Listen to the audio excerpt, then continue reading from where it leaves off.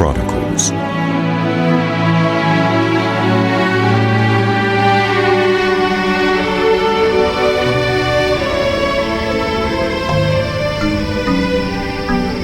Adam, Seth, Enosh, Kenan, Mahalalel, Jared, Enoch, Methuselah, Lamech, Noah.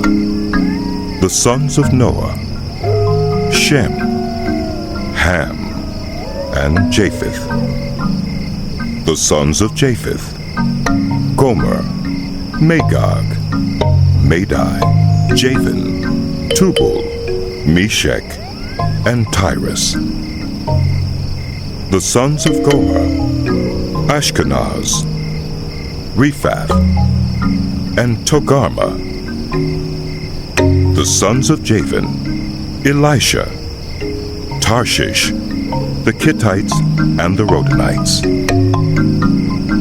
The sons of Ham: Cush, Egypt, Put, and Canaan. The sons of Cush: Seba, Havilah, Sabta, Reumah, and Sabtuka. The sons of Reumah: Sheba and Dedan. Cush was the father of Nimrod, who became a mighty warrior on earth. Egypt was the father of the Ludites, Anamites, Lehabites, Naphtuhites, Hathrassites, Cashlahites, from whom the Philistines came, and Caphtorites. Canaan was the father of Sidon, his firstborn, and of the Hittites, Jebusites, Amorites, Girgashites, Hivites, Arkites, Sinites, Arvadites, Zemarites, and Hamathites. The sons of Shem: Elam, Asher, Arphaxad, Lud, and Aram. The sons of Aram: Uz, Hul, Gether, and Meshach. Arphaxad was the father of Shelah, and Shelah the father of Eber. 2 sons were born to Eber. One was named Peleg, because in his time the earth was divided. His brother was named Joktan. Joktan was the father of Almodad, Shelith, Hazarmaveth, Jerah, Hadoram, Uzal, Dikla, Obul, Abimael, Sheba, Ophir, Havilah, and Jobab. All these were sons of Joktan.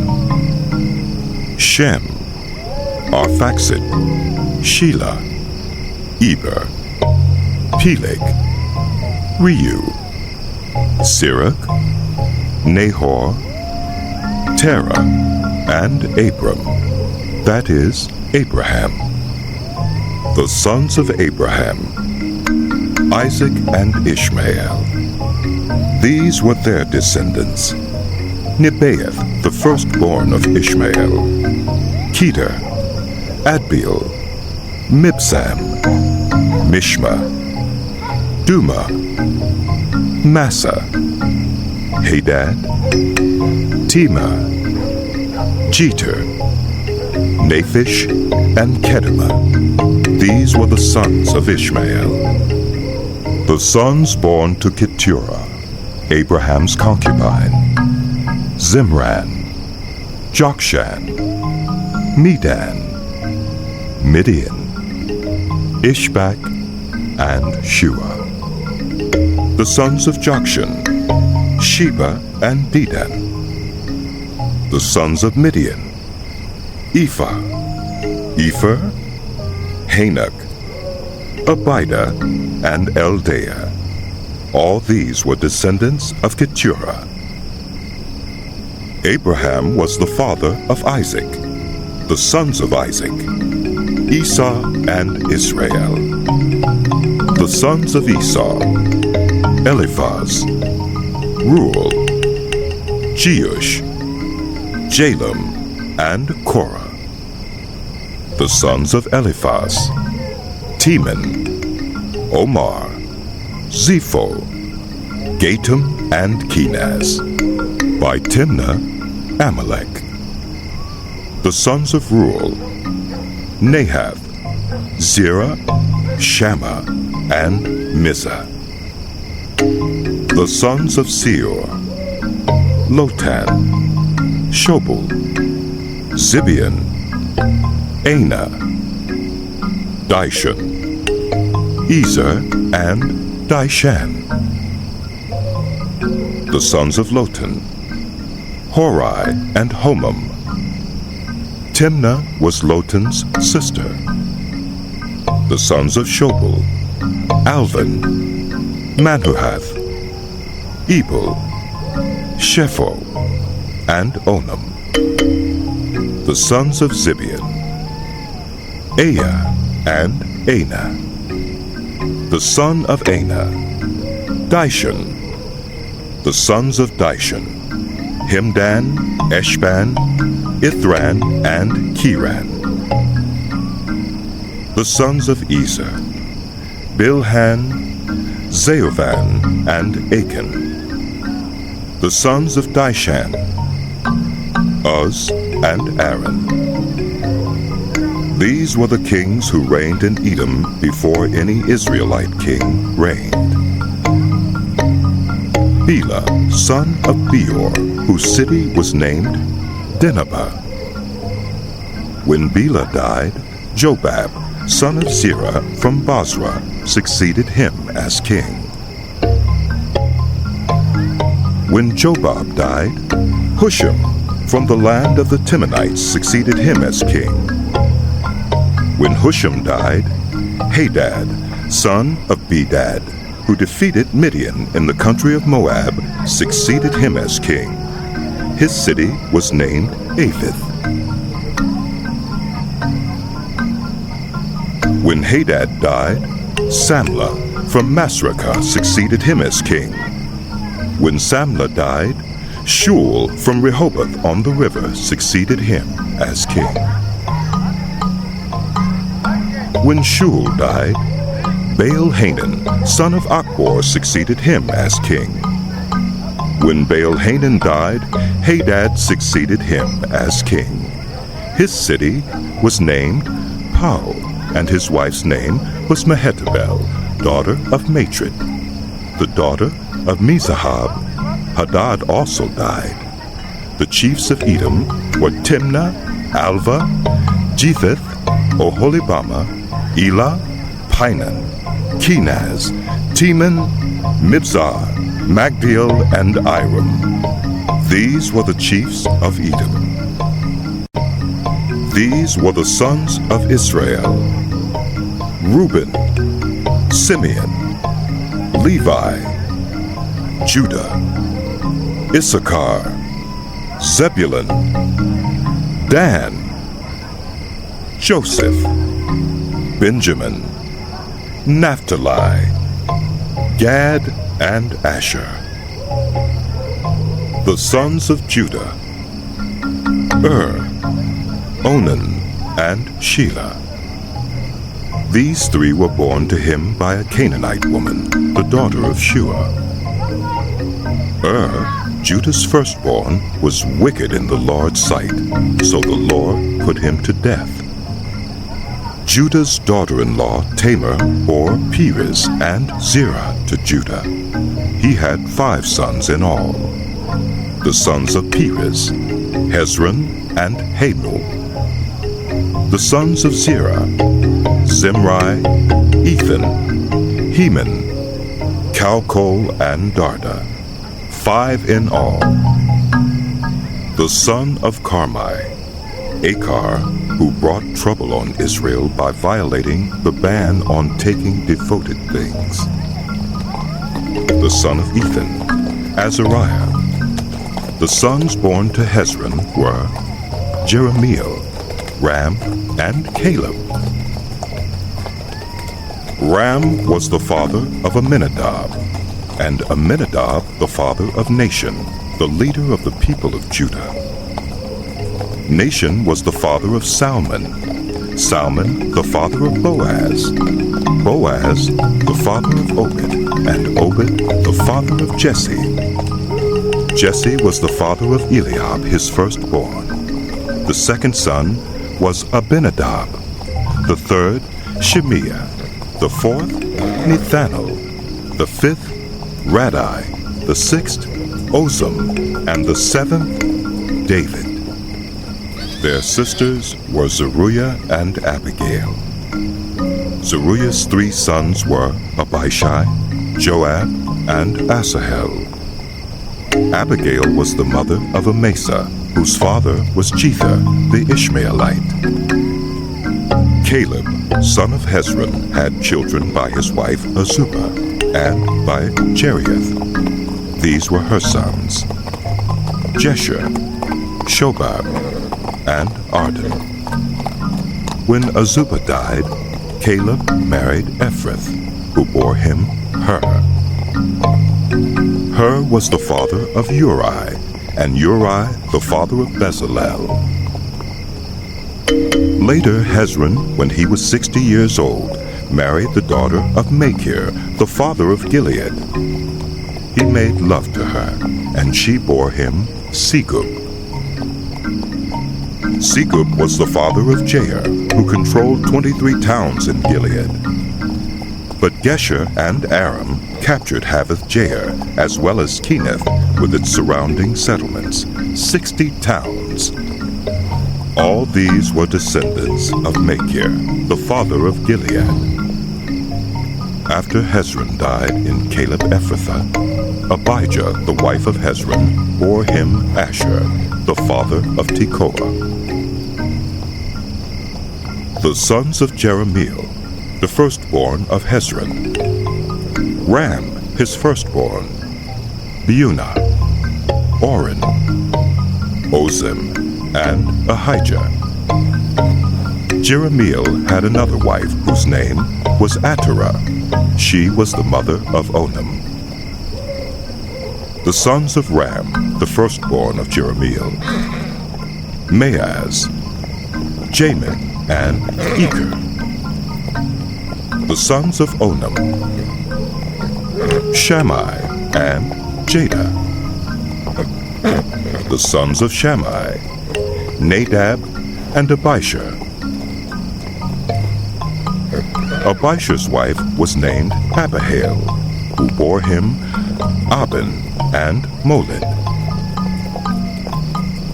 The sons of Nadab: Seled and Appaim. Seled died without children. The son of Appaim: Ishai, who was the father of Sheshan. Sheshan was the father of Alai. The sons of Jada: Shammai's brother, Jether and Jonathan. Jether died without children. The sons of Jonathan: Peleth and Zazah. These were the descendants of Jerahmeel. Sheshan had no sons, only daughters. He had an Egyptian servant named Jarha. Sheshan gave his daughter in marriage to his servant Jarha, and she bore him Attai. Attai was the father of Nathan, Nathan the father of Zabed, Zabed the father of Ephlo, Ephlo the father of Obed, Obed the father of Jehu, Jehu the father of Azariah, Azariah the father of Helez, Helez the father of Eleazar, Eleazar the father of Sismai, Sismai the father of Shallum, Shallum the father of Jechemiah, and Jechemiah the father of Elishama. The sons of Caleb, the brother of Jerahmeel: Mesha, his firstborn, who was the father of Ziph, and his son Marisha, who was the father of Hebron. the sons of Hebron: Korah, Tapua, Recham, and Shema. Shema was the father of Rahan, and Rahan the father of Jorkiam. Recham was the father of Shammai. The son of Shammai was Maon, and Maon was the father of Beth-zur. Caleb's concubine Ephah was the mother of Haran, Moza, and Gases. Haran was the father of Gases. The sons of Jahdai: Regem, Jotham, Geshan, Pelet, Ephah, and Sheaph. Caleb's concubine Maacah was the mother of Sheber and Tirhana. She also gave birth to Sheaph, the father of Madmannah, and to Sheva, the father of Machbenah, and Gibeah. Caleb's daughter was Aksah. These were the descendants of Caleb. The sons of Hur, the firstborn of Ephrathah: Shobal, the father of Kiriath-Jearim; Salma, the father of Bethlehem; and Hariph, the father of Beth-gader. The descendants of Shobal, the father of Kiriath-Jearim, were Haroah, half the Manahathites, and the clans of Kiriath-Jearim, the Ithrites, Puthites, Shumathites, and Misraites. From these descended the Zorathites and Eshtaolites. The descendants of Salma: Bethlehem, the Netophathites, Athroth Beth-Joab, half the Manahathites, the Zorites, and the clans of scribes who lived at Jabez, the Tirathites, Shimeathites, and Sukkothites. These are the Kenites who came from Hamath, the father of the house of Rechab. These were the sons of David born to him in Hebron. The firstborn was Amnon, the son of Ahinoam of Jezreel. The second, Daniel, the son of Abigail of Carmel. The third, Absalom, the son of Maacah, daughter of Talmai, king of Geshur. The fourth, Adonijah, the son of Haggith. The fifth, Shephatiah, the son of Abital. And the sixth, Ithream, by his wife Eglah. These six were born to David in Hebron, where he reigned 7 years and 6 months.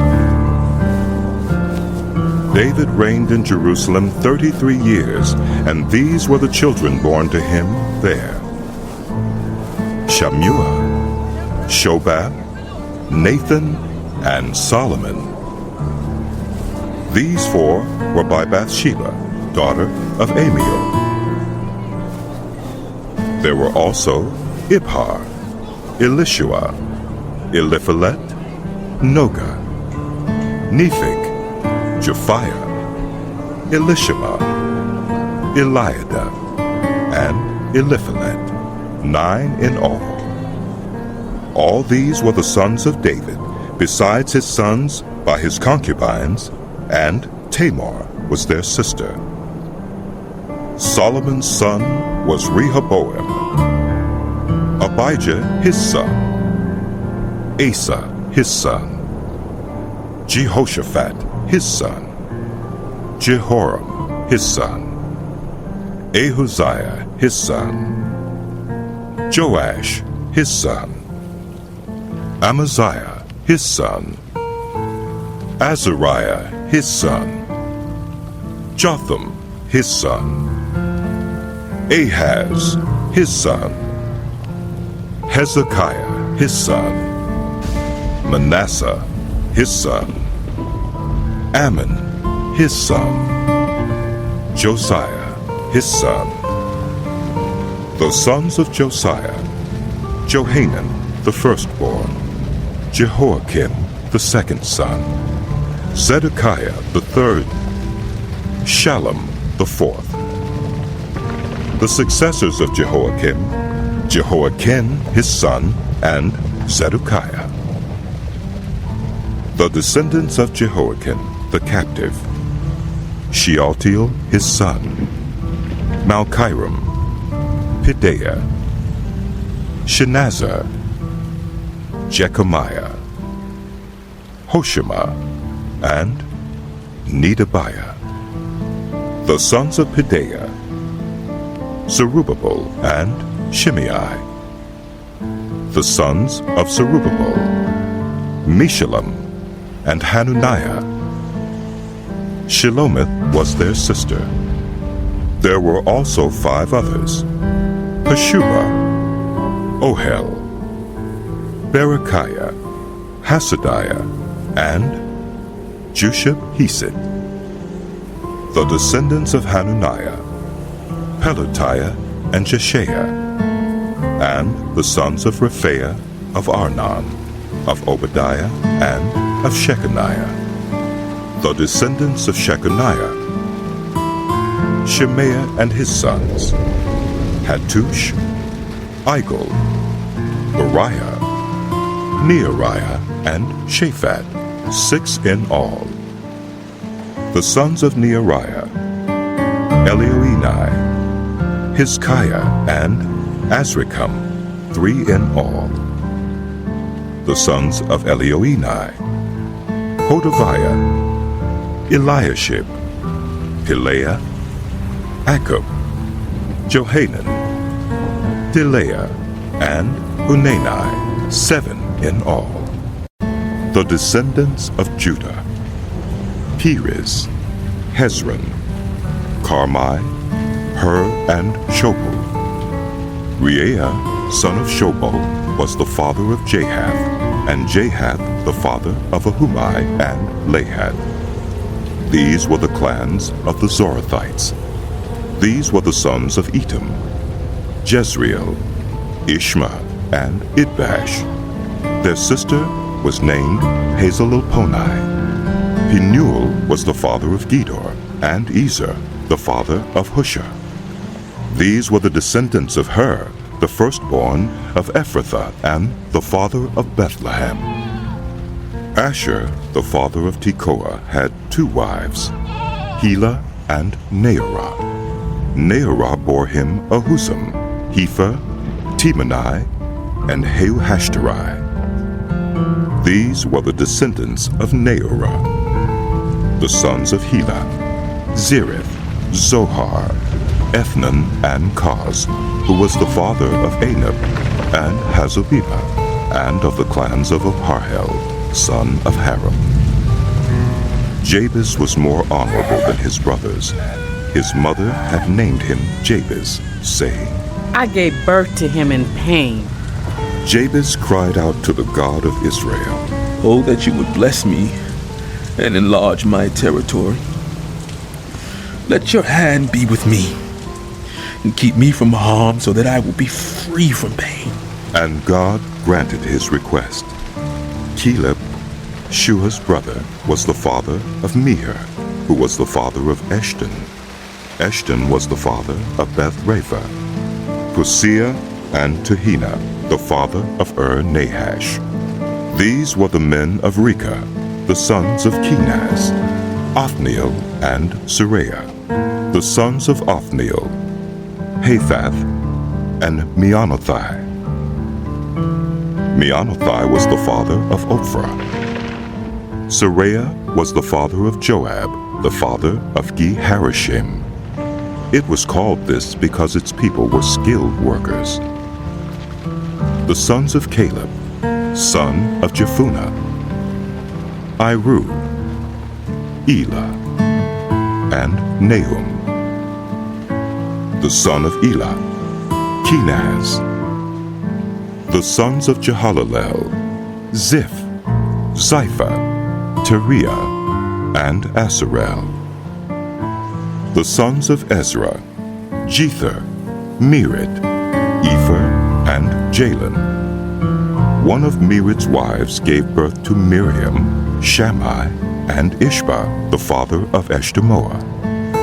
His wife from the tribe of Judah gave birth to Jared, the father of Geder, Heber, the father of Soko, and Jekuthiel, the father of Zanoah. These were the children of Pharaoh's daughter, Bithiah, whom Mered had married. The sons of Hodiah's wife, the sister of Naham, the father of Keilah the Garmite, and Eshtemoa the Leucathite. The sons of Shimon, Amnon, Rinnah, Ben-Hanan, and Tilon. The descendants of Ishai, Zoheth and Ben-Zoheth. The sons of Shelah, son of Judah, the father of Leka, Leudah, the father of Marisha, and the clans of the linen workers at Beth-Ashbea. Joachim, the men of Kozeba, and Joash and Saraph, who ruled in Moab, and Jashuba-Lehim. These records are from ancient times. They were the potters who lived at Netaim and Gedera. They stayed there and worked for the king. The descendants of Simeon, Nemuel, Jamin, Jareb, Zerah, and Shaul. Shallum was Shaul's son, Mibsam his son, and Mishma his son. The descendants of Mishma, Hamuel his son, Zachar his son, and Shimei his son. Shimei had 16 sons and 6 daughters, but his brothers did not have many children. So their entire clan did not become as numerous as the people of Judah. They lived in Beersheba, Moladah, Hazar-Shul, Bilhah, Ezem, Tolad, Bethuel, Hormah, Ziklag, Beth-Markaboth, Hazar-Susim, Beth-Birai, and Sheureim. These were their towns until the reign of David. Their surrounding villages were Etam, Ain, Rimmon, Token, and Ashan, 5 towns, and all the villages around these towns as far as Baalath. These were their settlements, and they kept a genealogical record. Meshobab, Jamlik, Joshua, son of Amaziah, Joel, Jehu, son of Joshabiah, the son of Seraiah, the son of Asiel, also Elioenai, Jeucabah, Jeshuaiah, Usaiah, Adiel, Jesimiel, Benaiah, and Ziza, son of Shiphi, the son of Alan, the son of Jedaiah, the son of Shimri, the son of Shemaiah. The men listed above by name were leaders of their clans. Their families increased greatly, and they went to the outskirts of Gedor to the east of the valley in search of pasture for their flocks. They found rich, good pasture, and the land was spacious, peaceful, and quiet. Some Hamites had lived there formerly. The men whose names were listed came in the days of Hezekiah, king of Judah. They attacked the Hamites in their dwellings, and also the Meunites who were there, and completely destroyed them, as is evident to this day. Then they settled in their place, because there was pasture for their flocks. And 500 of these Simeonites, led by Pelatiah, Neariah, Rephaiah, and Uzziel, the sons of Ishai, invaded the hill country of Seir. They killed the remaining Amalekites who had escaped, and they have lived there to this day. The sons of Reuben, the firstborn of Israel. He was the firstborn, but when he defiled his father's marriage bed, his rights as firstborn were given to the sons of Joseph, son of Israel. So he could not be listed in the genealogical record in accordance with his birthright. And though Judah was the strongest of his brothers, and a ruler came from him, The rights of the firstborn belonged to Joseph. The sons of Reuben, the firstborn of Israel: Hanok, Palu, Hezron, and Carmi. The descendants of Joel: Shemaiah his son, Gog his son, Shimei his son, Micah his son, Reaiah his son, Baal his son, and Beerah his son, whom Tiglath-Pileser, king of Assyria, took into exile. Beerah was a leader of the Reubenites. Their relatives by clans, listed according to their genealogical records: Jeuel the chief, Zechariah, and Bela son of Azaz, the son of Shema, the son of Joel. They settled in the area from Aurora to Nebo and Baal-Meon. To the east, they occupied the land up to the edge of the desert that extends to the Euphrates River, because their livestock had increased in Gilead. During Saul's reign, they waged war against the Hagrites, who were defeated at their hands. They occupied the dwellings of the Hagrites throughout the entire region east of Gilead. The Gadites lived next to them in Bashan, as far as Salucah. Joel was the chief, Shaphan the second, then Jani and Shaphat in Bashan. Their relatives by families were Michael, Meshullam, Sheba, Jorai, Jachin, Zia, and Eber, 7 in all. These were the sons of Abihail, son of Huri, the son of Jeroah, the son of Gilead, the son of Michael, the son of Jeshishai, the son of Jado, the son of Buz. Ahi, son of Abdiel, the son of Guni, was head of their family. The Gadites lived in Gilead, in Bashan and its outlying villages, and on all the pasture lands of Sharon as far as they extended. All these were entered in the genealogical records during the reigns of Jotham, king of Judah, and Jeroboam, king of Israel. The Reubenites, the Gadites, and the half-tribe of Manasseh had 44,760 men ready for military service, able-bodied men who could handle shield and sword, who could use a bow, and who were trained for battle. They waged war against the Hagrites, Jeter, Naphish, and Nodab. They were helped in fighting them, and God delivered the Hagrites and all their allies into their hands, because they cried out to him during the battle. He answered their prayers because they trusted in him. They seized the livestock of the Hagrites, 50,000 camels, 250,000 sheep, and 2,000 donkeys. They also took 100,000 people captive, and many others fell slain, because the battle was God's, and they occupied the land until the exile. The people of the half-tribe of Manasseh were numerous. They settled in the land from Bashan to Baal-Hermon, that is, to Senir, Mount Hermon. These were the heads of their families: Ephah, Ishai, Eliel, Azriel, Jeremiah, Hodaviah, and Jadiel.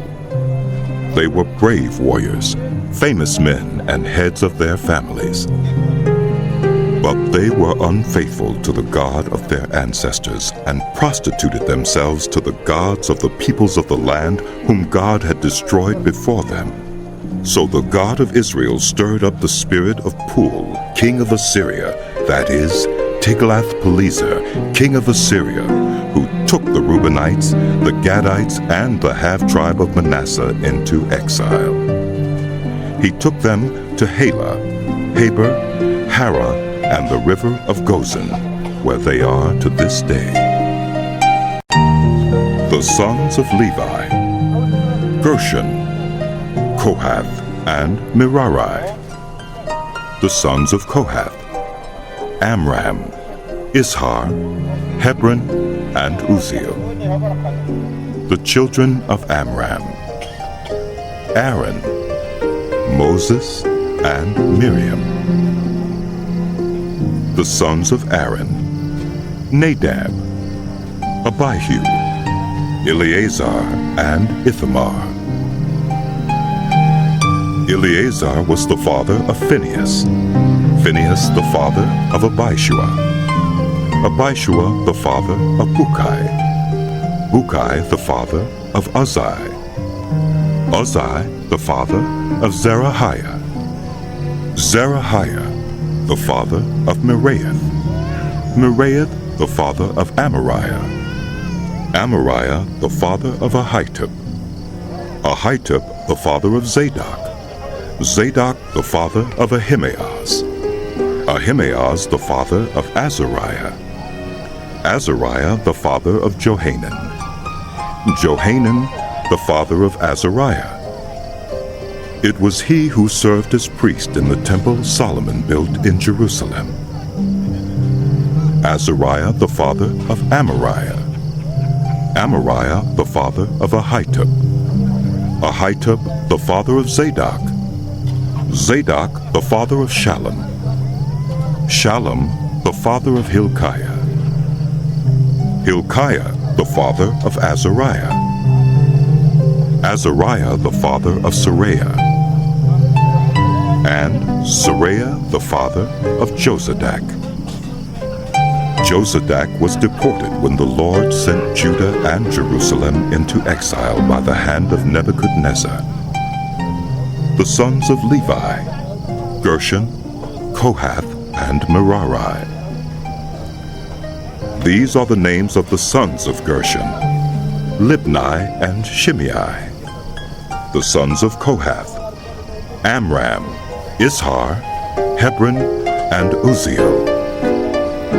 The sons of Merari: Malai and Mushai. These are the clans of the Levites, listed according to their fathers. Of Gershon: Libni his son, Jahath his son, Zimmah his son, Joah his son, Iddo his son, Zerah his son, and Jeatherai his son.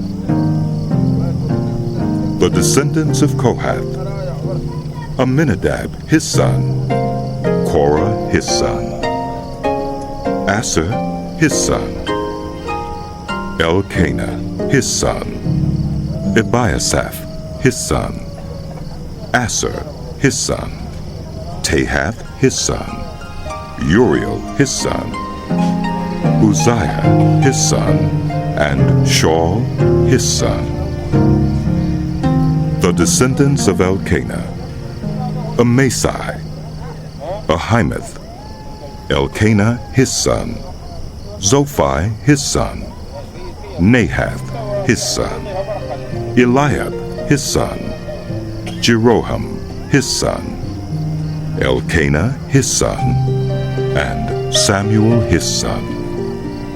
The sons of Samuel: Joel the firstborn, and Abijah the second son. The descendants of Merari: Malai, Libni his son, Shimei his son, Uzzah his son, Shemiah his son, Haggiah his son, and Uzziah his son. These are the men David put in charge of the music in the house of the Lord after the ark came to rest there. They ministered with music before the tabernacle, the tent of meeting, until Solomon built the temple of the Lord in Jerusalem. They performed their duties according to the regulations laid down for them. Here are the men who served together with their sons. From the Kohathites: Heman the musician, the son of Joel, the son of Samuel, the son of Elkanah, the son of Jeroham, the son of Eliel, the son of Toah, the son of Zaph, the son of Elkanah, the son of Mahath, the son of Amasai, the son of Elkanah, the son of Joel, the son of Azariah, the son of Zephaniah, the son of Tahath, the son of Asher, the son of Ebiasath, the son of Korah, the son of Izhar, the son of Kohath, the son of Levi, the son of Israel, and Heman's associate Asaph, who served at his right hand. Asaph, son of Berechiah, the son of Shemiah, the son of Michael, the son of Beoshia, the son of Malchijah, the son of Ethni, the son of Zerah, the son of Adaiah, the son of Ethan, the son of Zimmah, the son of Shimei, the son of Jahath, the son of Gershon, the son of Levi, and from their associates, the Merarites, at his left hand, Ethan, son of Kishai, the son of Abdi, the son of Malach, the son of Hashabiah, the son of Amaziah, the son of Hilkiah, the son of Amzi, the son of Bani, the son of Shemer, the son of Malai, the son of Mushai, the son of Merari, the son of Levi. Their fellow Levites were assigned to all the other duties of the tabernacle, the house of God. But Aaron and his descendants were the ones who presented offerings on the altar of burnt offering and on the altar of incense in connection with all that was done in the most holy place, making atonement for Israel in accordance with all that Moses, the servant of God, had commanded. These were the descendants of Aaron: Eleazar, his son; Phinehas, his son; Abishua, his son; Bukkai, his son; Uzai, his son; Zerahiah, his son; Miraioth, his son; Amariah, his son; Ahitub, his son; Zadok, his son; and Ahimaaz, his son. These were the locations of their settlements allotted as their territory. They were assigned to the descendants of Aaron, who were from the Kohathite clan, because the first lot was for them.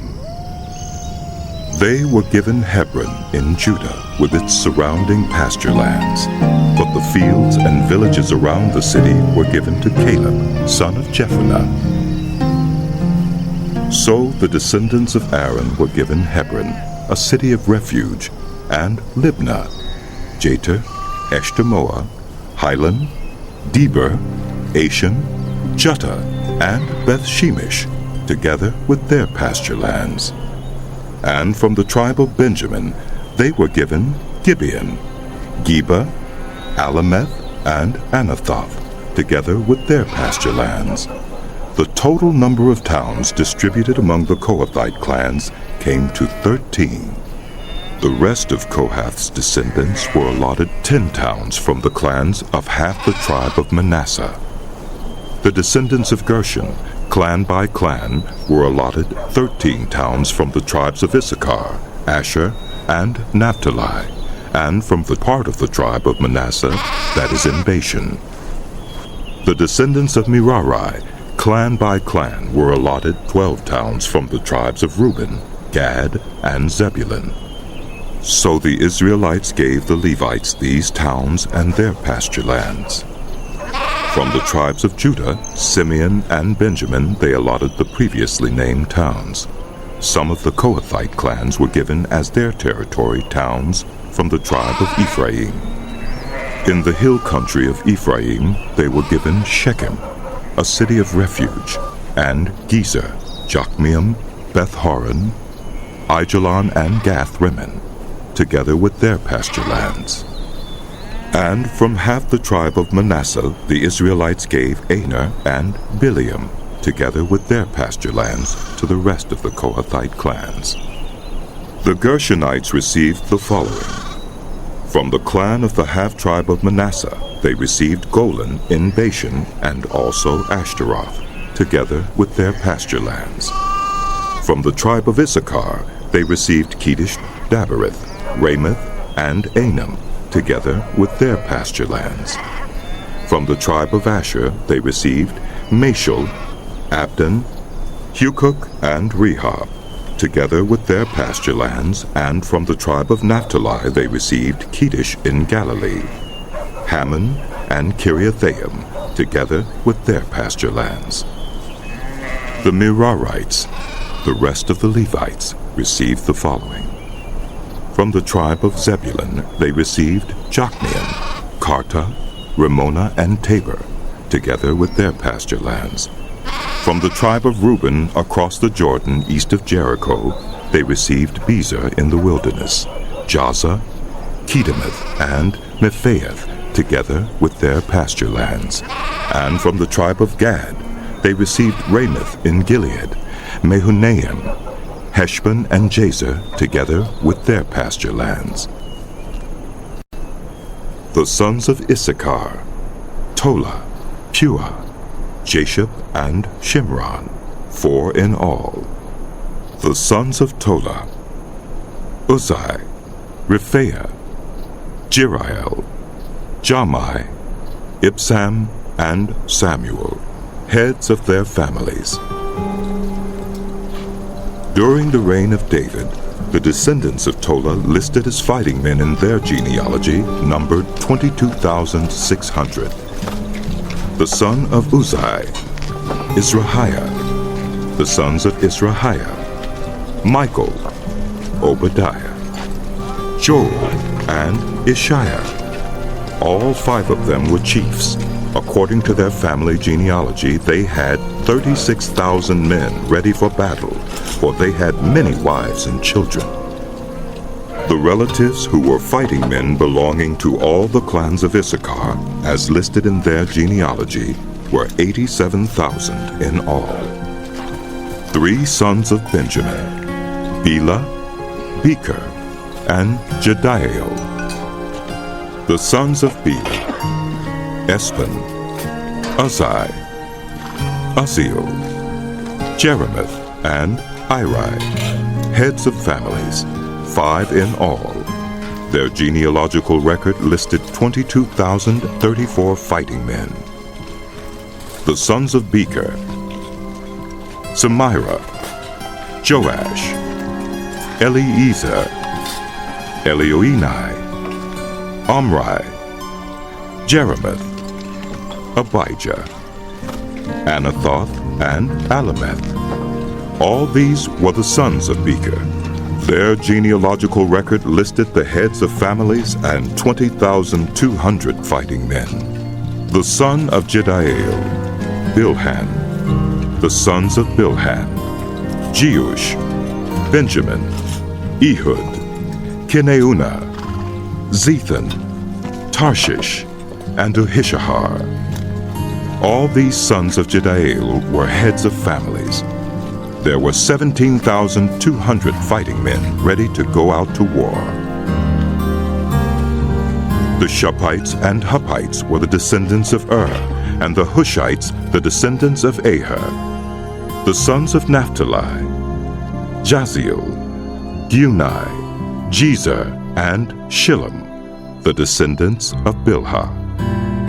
The descendants of Manasseh, Asriel was his descendant through his Aramean concubine. She gave birth to Machir, the father of Gilead. Machir took a wife from among the Huppites and Shuppites. His sister's name was Maukah. Another descendant was named Zelophehad, who had only daughters. Machir's wife Maukah gave birth to a son and named him Perish. His brother was named Shirish, and his sons were Ulam and Rakim. The son of Ulam, Bedan. These were the sons of Gilead, son of Machir, the son of Manasseh. His sister, Hamaleketh, gave birth to Ishad, Abiezer, and Mala. The sons of Shemida were Ahian, Shechem, Likhi, and Aniam. The descendants of Ephraim: Shuthelah, Bered his son, Tahath his son, Eliada his son, Tahath his son, Zabed his son, and Shuthelah his son. Ezer and Eliad were killed by the native-born men of Gath when they went down to seize their livestock. Their father Ephraim mourned for them many days, and his relatives came to comfort him. Then he made love to his wife again, and she became pregnant and gave birth to a son. He named him Beriah, because there had been misfortune in his family. His daughter was Shira, who built Lower and Upper Beth-horon, as well as Uzan-Shirah. Repha was his son, Resheph his son, Tela his son, Tahan his son, Laden his son, Amihud his son, Elishama his son, Nun his son, and Joshua his son. Their lands and settlements included Bethel and its surrounding villages, Naaran to the east, Gezer and its villages to the west, and Shechem and its villages all the way to Ai and its villages. Along the borders of Manasseh were Bethshan, Teonak, Megiddo, and Dor, together with their villages. The descendants of Joseph, son of Israel, lived in these towns. The sons of Asher: Imnah, Ishva, Ishvi, and Beriah. Their sister was Serah. The sons of Beriah: Heber and Malchiel, who was the father of Birzaith. Heber was the father of Japhlet, Shomer, and Hotham, and of their sister Shua. The sons of Japhlet: Pesach, Bimhal, and Ashvath. These were Japhlet's sons. The sons of Shomer: Ahi, Roga, Hubba, and Aram. The sons of his brother Helam: Zophah, Imnah, Shelish, and Amul. The sons of Zophah: Sua, Harnepher, Shual, Beri, Imrah, Bezer, Had, Shammah, Shilsha, Ithran, and Beerah. The sons of Jether: Jephunneh, Pispa, and Ara. The sons of Ulla: Ara, Haniel, and Riziah. All these were descendants of Asher, heads of families, choice men, brave warriors, and outstanding leaders.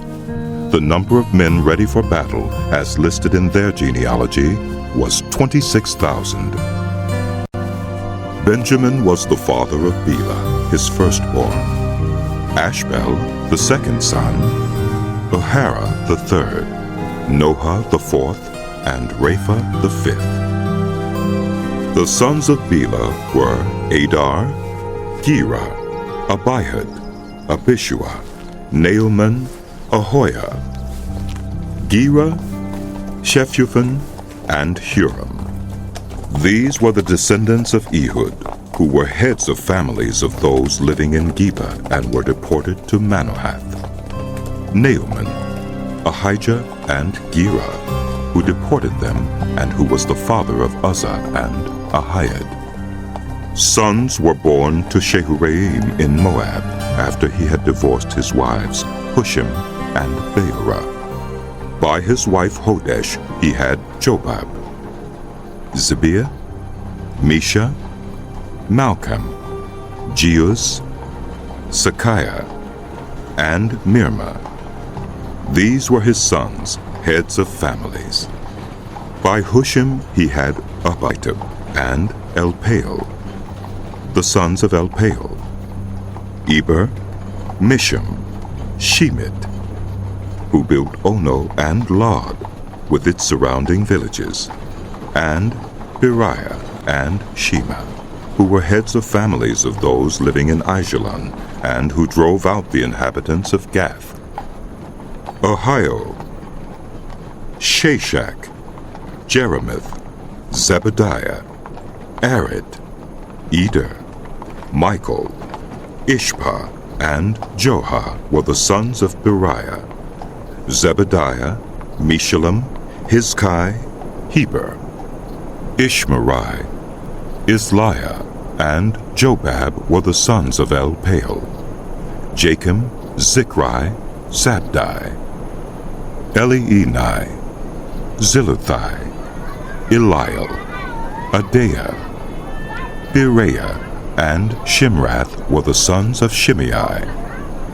Ishpan, Eber, Eliel, Abdon, Zichri, Hanan, Hananiah, Elam, Athathijah, Ifdiah, and Penuel were the sons of Shashak. Shamsherai, Shehuriah, Athaliah, Jehoreshiah, Elijah, and Zichri were the sons of Jeroham. All these were heads of families, chiefs as listed in their genealogy, and they lived in Jerusalem. Jeiel, the father of Gibeon, lived in Gibeon.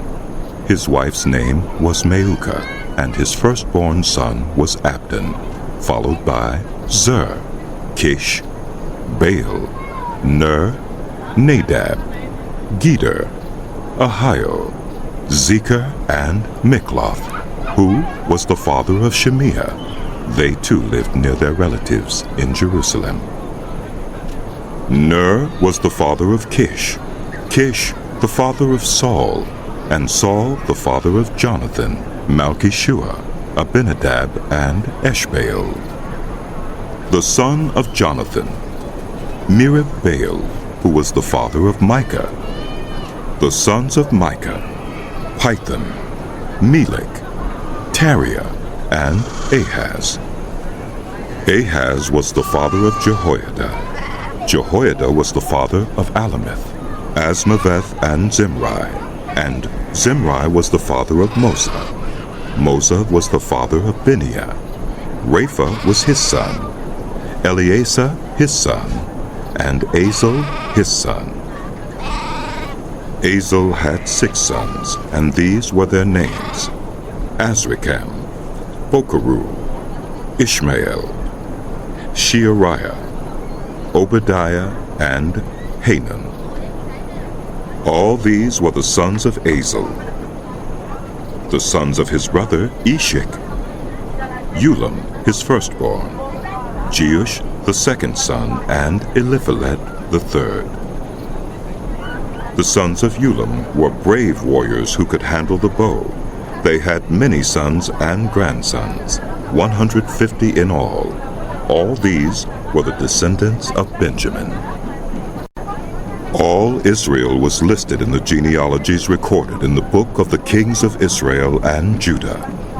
They were taken captive to Babylon because of their unfaithfulness.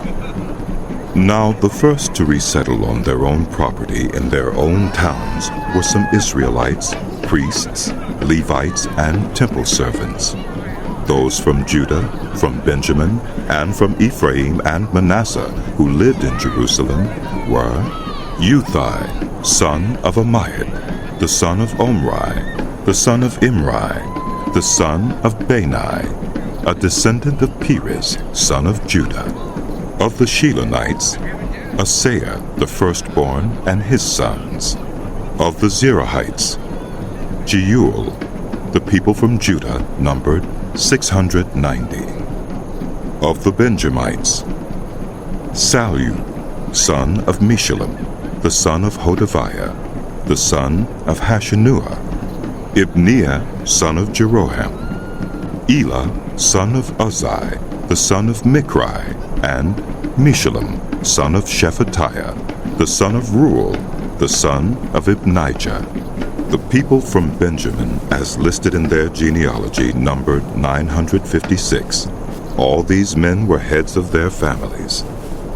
Of the priests: Jedaiah, Jehoiarib, Jachin, Azariah, son of Hilkiah, the son of Meshullam, the son of Zadok, the son of Meraioth, the son of Ahitub, the official in charge of the house of God; Adaiah, son of Jeroham, the son of Pashur, the son of Milchijah, and Mausai, son of Adiel, the son of Jazurah, the son of Meshullam, the son of Meshillemith, the son of Immer. The priests, who were heads of families, numbered 1,760. They were able men, responsible for ministering in the house of God. Of the Levites: Shemaiah, son of Hashab, the son of Azrikam, the son of Hashabiah, a Merarite; Bakbakar, Hirish, Galal, and Mattaniah, son of Micah, the son of Zichri, the son of Asaph; Obadiah, son of Shemaiah, the son of Galal, the son of Jeduthun, and Berechiah, son of Asa, the son of Elkanah, who lived in the villages of the Netophathites. The gatekeepers: Shallum, Akub, Talmon, Ahiman, and their fellow Levites. Shallum, their chief, being stationed at the king's gate on the east, up to the present time. These were the gatekeepers belonging to the camp of the Levites. Shallum, son of Kori, the son of Ebiasaph, the son of Korah, and his fellow gatekeepers from his family, the Korahites, were responsible for guarding the thresholds of the tent, just as their ancestors had been responsible for guarding the entrance to the dwelling of the Lord. In earlier times, Phinehas, son of Eleazar, was the official in charge of the gatekeepers, and the Lord was with him. Zechariah, son of Meshelemiah, was the gatekeeper at the entrance to the tent of meeting. Altogether, those chosen to be gatekeepers at the thresholds numbered 212. They were registered by genealogy in their villages. The gatekeepers had been assigned to their positions of trust by David and Samuel, the seer. They and their descendants were in charge of guarding the gates of the house of the Lord, the house called the Tent of Meeting. The gatekeepers were on the four sides, east, west, north, and south. Their fellow Levites in their villages had to come from time to time and share their duties for 7-day periods. But the four principal gatekeepers, who were Levites, were entrusted with the responsibility for the rooms and treasuries in the house of God. They would spend the night stationed around the house of God because they had to guard it, and they had charge of the key for opening it each morning. Some of them were in charge of the articles used in the temple service. They counted them when they were brought in and when they were taken out. Others were assigned to take care of the furnishings and all the other articles of the sanctuary, as well as the special flour and wine, and the oil, incense, and spices. But some of the priests took care of mixing the spices. A Levite named Mattathiah, the firstborn son of Shallum the Korahite, was entrusted with the responsibility for baking the offering bread. Some of the Korathites, their fellow Levites, were in charge of preparing for every Sabbath the bread set out on the table. Those who were musicians, heads of Levite families, stayed in the rooms of the temple and were exempt from other duties because they were responsible for the work day and night. All these were heads of Levite families, chiefs as listed in their genealogy, and they lived in Jerusalem. Jeiel, the father of Gibeon, lived in Gibeon. His wife's name was Maacah, and his firstborn son was Abdon, followed by Zer, Kish, Baal, Ner, Nadab, Gedor, Ahio, Zechariah, and Mikloth. Mikloth was the father of Shimeam. They too lived near their relatives in Jerusalem. Ner was the father of Kish, Kish the father of Saul, and Saul the father of Jonathan, Malchishua, Abinadab, and Eshbaal. The son of Jonathan, Merib-Baal, who was the father of Micah. The sons of Micah, Pithon, Melech, Tariah, and Ahaz. Ahaz was the father of Jada. Jada was the father of Alameth, Asmaveth, and Zimri, and Zimri was the father of Moza. Moza was the father of Bineah. Rephaiah was his son, Eleazar his son, and Azel his son. Azel had 6 sons, and these were their names: Azrikam, Bokeru, Ishmael, Sheariah, Obadiah, and Hanan. These were the sons of Azel.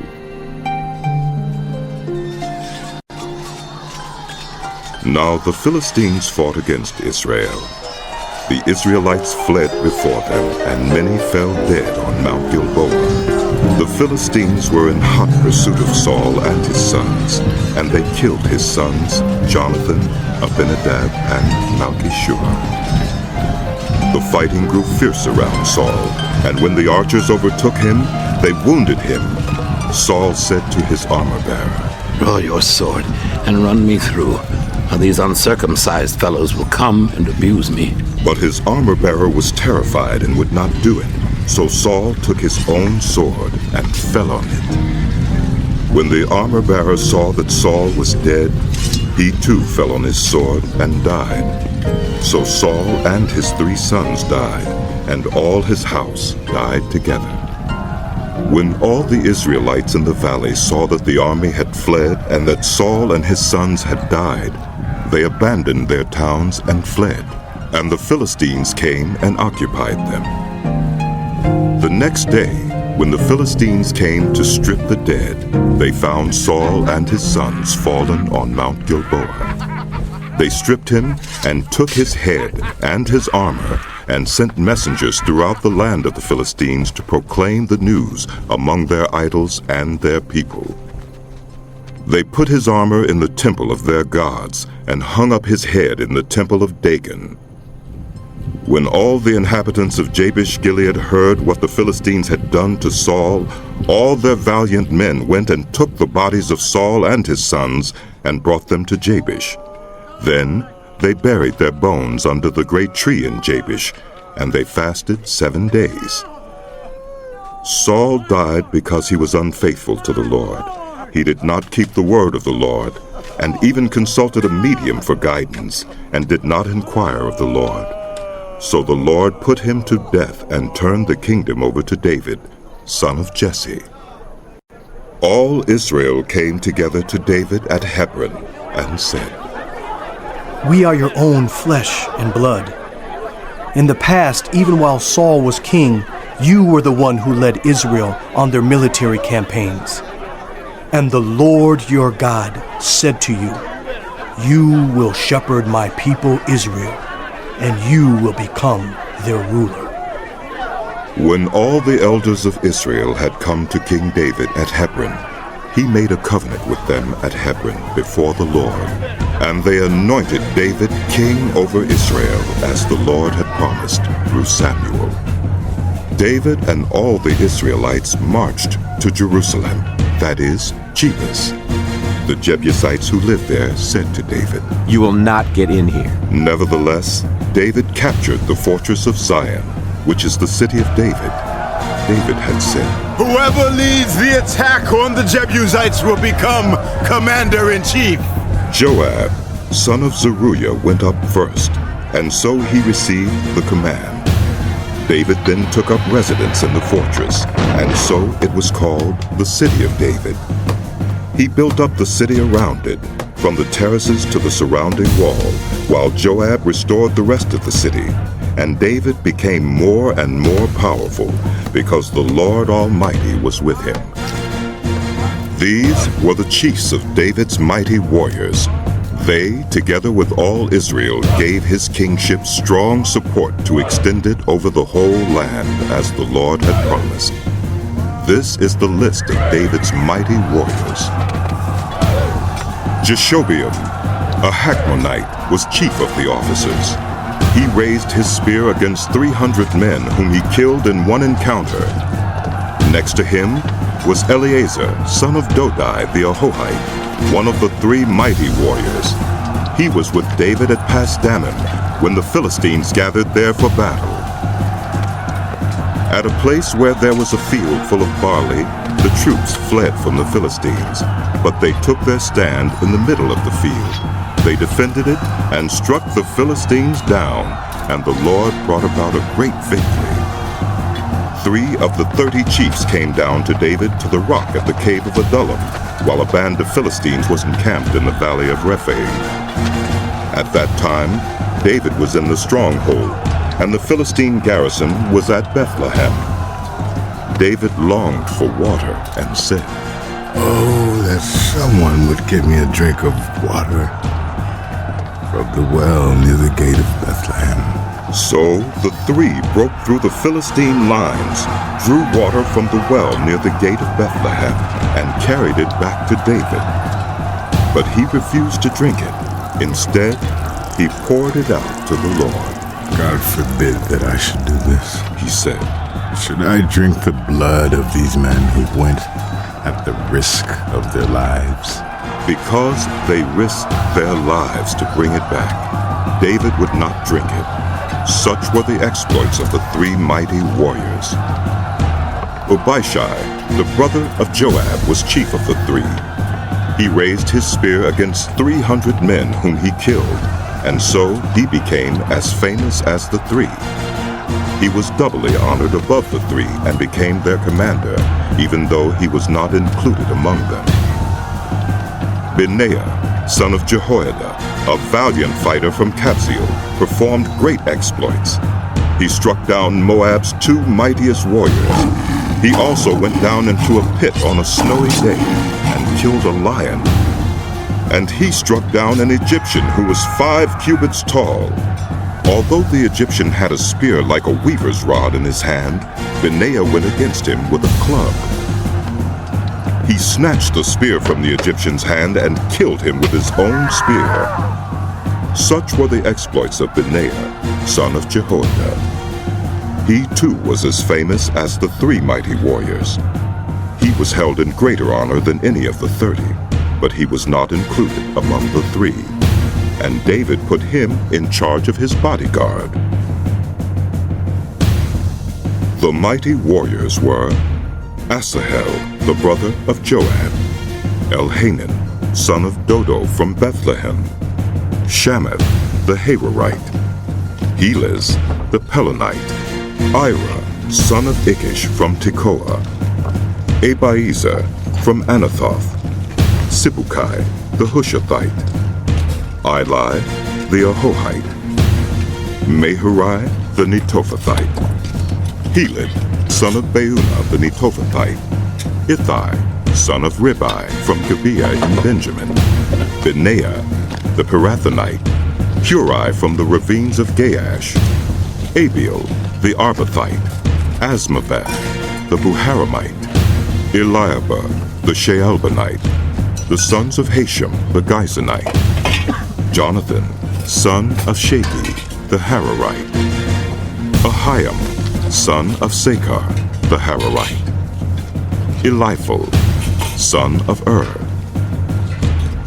Hefer, the Mecherathite, Ahijah, the Pelonite, Hezro, the Carmelite, Nearai, son of Ezbai, Joel, the brother of Nathan, Miphar, son of Hagrai, Zelek, the Ammonite, Nearai, the Beerothite, the armor-bearer of Joab, son of Zeruiah, Ira, the Ithrite, Gareb, the Ithrite, Uriah the Hittite, Zabad, son of Ali, Adonah, son of Shiza the Reubenite, who was chief of the Reubenites, and the 30 with him, Hanan, son of Maacah, Joshaphat the Mithnite, Uzziah the Ashtorethite, Shammah, and Jeiel, the sons of Hatam the Arorite, Jediael, son of Shimri, his brother Joha the Tizite, Eliel the Maavite, Jerubai and Joshaviah, the sons of Elnaam, Ithma the Moabite, Eliel, Obed, and Jaasiel the Mezobaite. These were the men who came to David at Ziklag while he was banished from the presence of Saul, son of Kish. They were among the warriors who helped him in battle. They were armed with bows and were able to shoot arrows or to sling stones, right-handed or left-handed.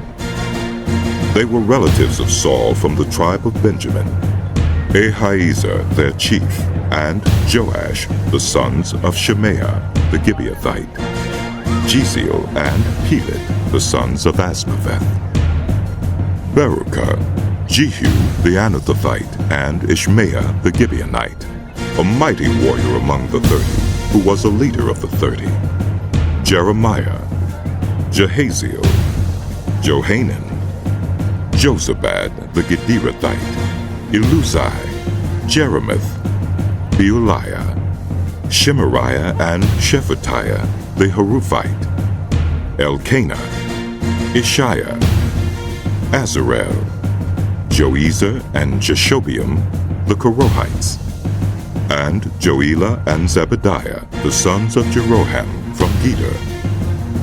Some Gadites defected to David at his stronghold in the wilderness. They were brave warriors, ready for battle and able to handle the shield and spear. Their faces were the faces of lions, and they were as swift as gazelles in the mountains. Ezer was the chief, Obadiah the second in command, Eliab the third, Mishmannah the fourth, Jeremiah the fifth, Attai the sixth, Eliel the seventh, Johanan the eighth, Elzabad the ninth, Jeremiah the 10th, and Macbanai the 11th. These Gadites were army commanders. The least was a match for 100, and the greatest for 1,000. It was they who crossed the Jordan in the first month when it was overflowing all its banks, and they put to flight everyone living in the valleys, to the east and to the west. Other Benjamites and some men from Judah also came to David in his stronghold. David went out to meet them and said to them, If you have come to me in peace to help me, I am ready for you to join me. But if you have come to betray me to my enemies when my hands are free from violence, may the God of our ancestors see it and judge you. Then the Spirit came on Amasai, chief of the 30, and he said, We are yours, David. We are with you, son of Jesse. Success! Success to you and success to those who help you, for your God will help you. So David received them and made them leaders of his raiding bands. Some of the tribe of Manasseh defected to David when he went with the Philistines to fight against Saul. He and his men did not help the Philistines because, after consultation, their rulers sent him away. They said, It will cost us our heads if he deserts to his master Saul. When David went to Ziklag, these were the men of Manasseh who defected to him: Adnah, Jozabad, Jediael, Michael, Jozabad, Elihu, and Zillothai, leaders of units of 1,000 in Manasseh. They helped David against raiding bands, for all of them were brave warriors, and they were commanders in his army. Day after day men came to help David, until he had a great army, like the army of God.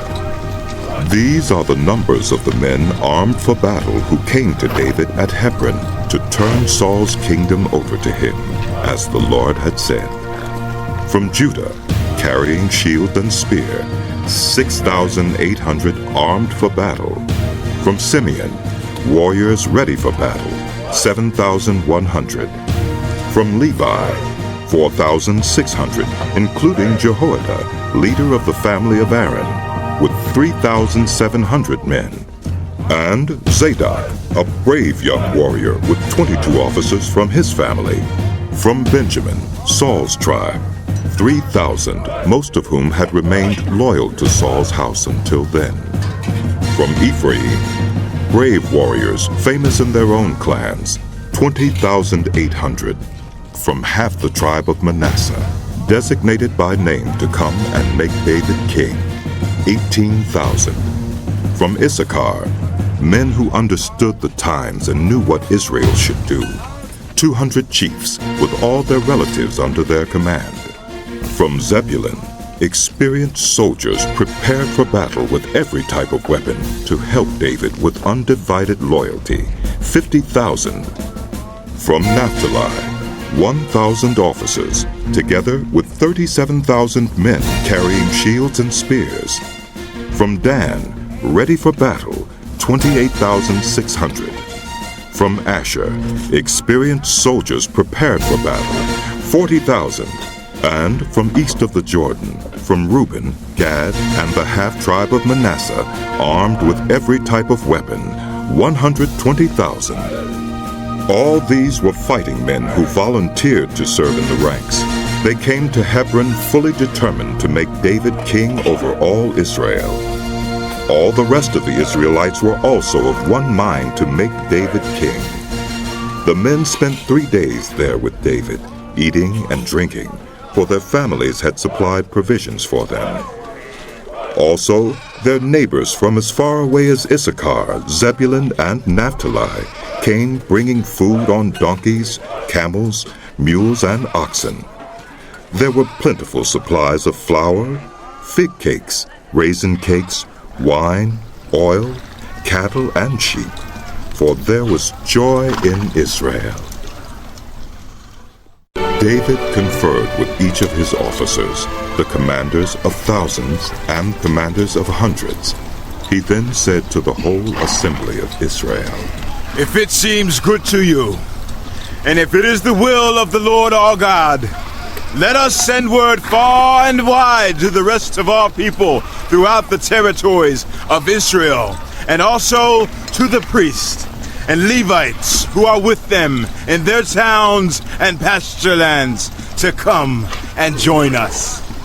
Let us bring the ark of our God back to us, for we did not inquire of it during the reign of Saul. The whole assembly agreed to do this because it seemed right to all the people. So David assembled all Israel from the Shihor River in Egypt to Lebo-Hamath to bring the ark of God from Kiriath Jearim. David and all Israel went to Baalah of Judah, Kiriath Jearim, to bring up from there the ark of God, the Lord who is enthroned between the cherubim, the ark that is called by the name. They moved the ark of God from Abinadab's house on a new cart, with Uzzah and Ahio guiding it. David and all the Israelites were celebrating with all their might before God, with songs and with harps, lyres, timbrels, cymbals, and trumpets. When they came to the threshing floor of Kidon, Uzzah reached out his hand to steady the ark because the oxen stumbled. The Lord's anger burned against Uzzah, and he struck him down because he had put his hand on the ark. So he died there before God. Then David was angry because the Lord's wrath had broken out against Uzzah, and to this day that place is called Perez Uzzah. David was afraid of God that day and asked, How can I ever bring the ark of God to me? He did not take the ark to be with him in the city of David. Instead, he took it to the house of Obed-Edom, the Gittite.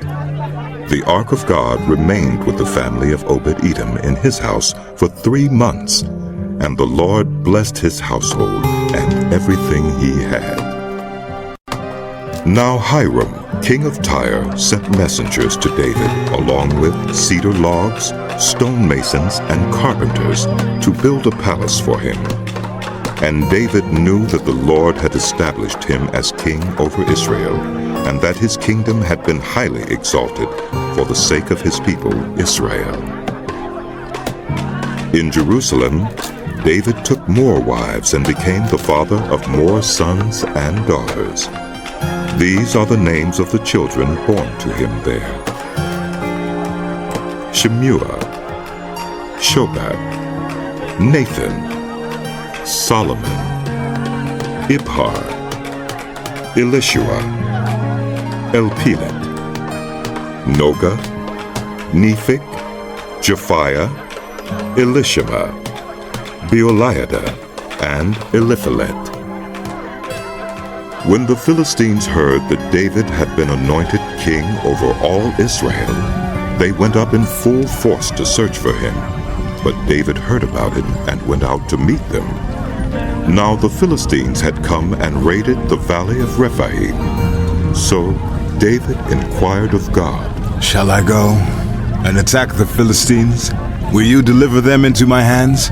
The Lord answered him, Go, I will deliver them into your hands. So David and his men went up to Baal Perazim, and there he defeated them. He said, As waters break out, God has broken out against my enemies by my hand. So that place was called Baal Perazim. The Philistines had abandoned their gods there, and David gave orders to burn them in the fire. Once more the Philistines raided the valley. So David inquired of God again, and God answered him, Do not go directly after them, but circle around them and attack them in front of the poplar trees. As soon as you hear the sound of marching in the tops of the poplar trees, move out to battle, because that will mean God has gone out in front of you to strike the Philistine army. So David did as God commanded him, and they struck down the Philistine army all the way from Gibeon to Gezer. So David's fame spread throughout every land, and the Lord made all the nations fear him. After David had constructed buildings for himself in the city of David, he prepared a place for the ark of God and pitched a tent for it. Then David said, No one but the Levites may carry the ark of God, because the Lord chose them to carry the ark of the Lord and to minister before him forever. David assembled all Israel in Jerusalem to bring up the ark of the Lord to the place he had prepared for it. He called together the descendants of Aaron and the Levites. From the descendants of Kohath, Uriel, the leader, and 120 relatives. From the descendants of Merari, Asaiah, the leader, and 220 relatives. From the descendants of Gershon, Joel, the leader, and 130 relatives. From the descendants of Elzaphan, Shemaiah, the leader, and 200 relatives. From the descendants of Hebron, Eliel, the leader, and 80 relatives. From the descendants of Uzziel, Aminadab, the leader, and 112 relatives. Then David summoned Zadok and Abiathar, the priests, and Uriel, Asaiah, Joel, Shemaiah, Eliel, and Aminadab, the Levites. He said to them, You are the heads of the Levitical families. You and your fellow Levites are to consecrate yourselves and bring up the ark of the Lord, the God of Israel, to the place I have prepared for it. It was because you, the Levites, did not bring it up the first time that the Lord our God broke out in anger against us. We did not inquire of him about how to do it in the prescribed way. So the priests and Levites consecrated themselves in order to bring up the ark of the Lord, the God of Israel. And the Levites carried the ark of God with the poles on their shoulders, as Moses had commanded, in accordance with the word of the Lord. David told the leaders of the Levites to appoint their fellow Levites as musicians to make a joyful sound with musical instruments, lyres, harps, and cymbals. So the Levites appointed Heman, son of Joel, from his relatives, Asaph, son of Berechiah, and from their relatives, the Merarites, Ethan, son of Cushaiah, and with them their relatives next in rank, Zechariah, Jaaziel, Shemiramoth, Jehiel, Unai, Eliab, Benaiah, Maaseiah, Mattithiah, Eliphalihu, Micniah, Obed-Edom, and Jeiel, the gatekeepers. The musicians Heman, Asaph, and Ethan were to sound the bronze cymbals.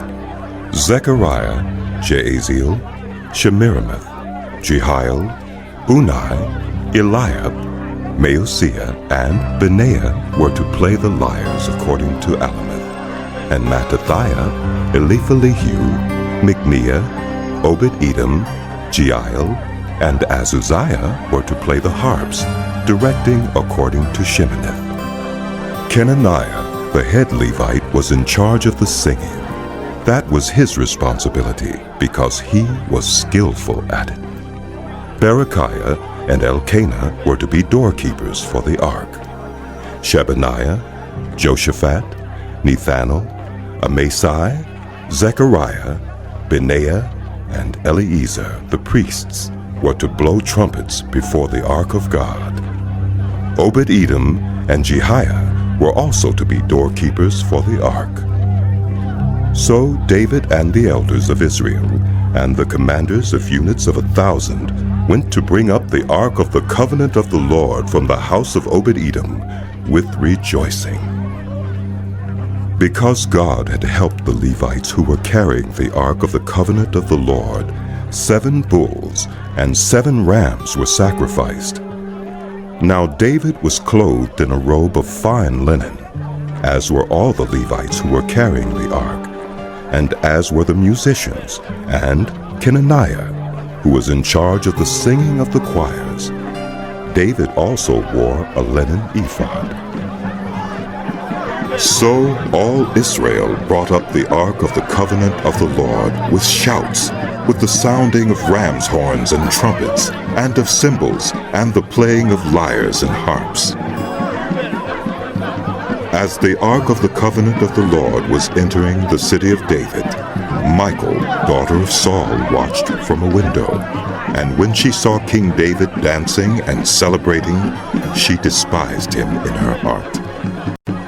They brought the ark of God and set it inside the tent that David had pitched for it, and they presented burnt offerings and fellowship offerings before God. After David had finished sacrificing the burnt offerings and fellowship offerings, he blessed the people in the name of the Lord. Then he gave a loaf of bread, a cake of dates, and a cake of raisins to each Israelite man and woman.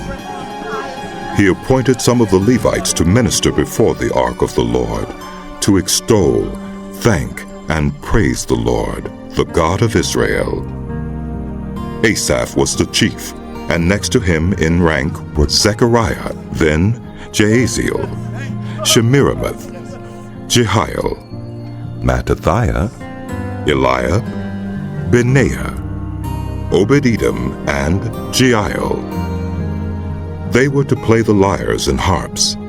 Asaph was to sound the cymbals, and Benaiah and Jahaziel, the priests, were to blow the trumpets regularly before the ark of the covenant of God. That day, David first appointed Asaph and his associates to give praise to the Lord in this manner. Give praise to the Lord. Call on his name. Make known among the nations what he has done. Sing to him. Sing praise to him. Tell of all his wonderful acts. Glory in his holy name. Let the hearts of those who seek the Lord rejoice. Look to the Lord and his strength. Seek his face always. Remember the wonders he has done, his miracles, and the judgments he pronounced. You, his servants, the descendants of Israel, his chosen ones, the children of Jacob. He is the Lord, our God. His judgments are in all the earth. He remembers his covenant forever, the promise he made for 1,000 generations, the covenant he made with Abraham, the oath he swore to Isaac. He confirmed it to Jacob as a decree, to Israel as an everlasting covenant. To you I will give the land of Canaan as the portion you will inherit. When they were but few in number, few indeed, and strangers in it, they wandered from nation to nation, from one kingdom to another. He allowed no one to oppress them. For their sake, he rebuked kings. Do not touch my anointed ones. Do my prophets no harm. Sing to the Lord, all the earth. Proclaim his salvation day after day. Declare his glory among the nations, his marvelous deeds among all peoples. For great is the Lord, and most worthy of praise. He is to be feared above all gods. For all the gods of the nations are idols, but the Lord made the heavens. Splendor and majesty are before him. Strength and joy are in his dwelling place.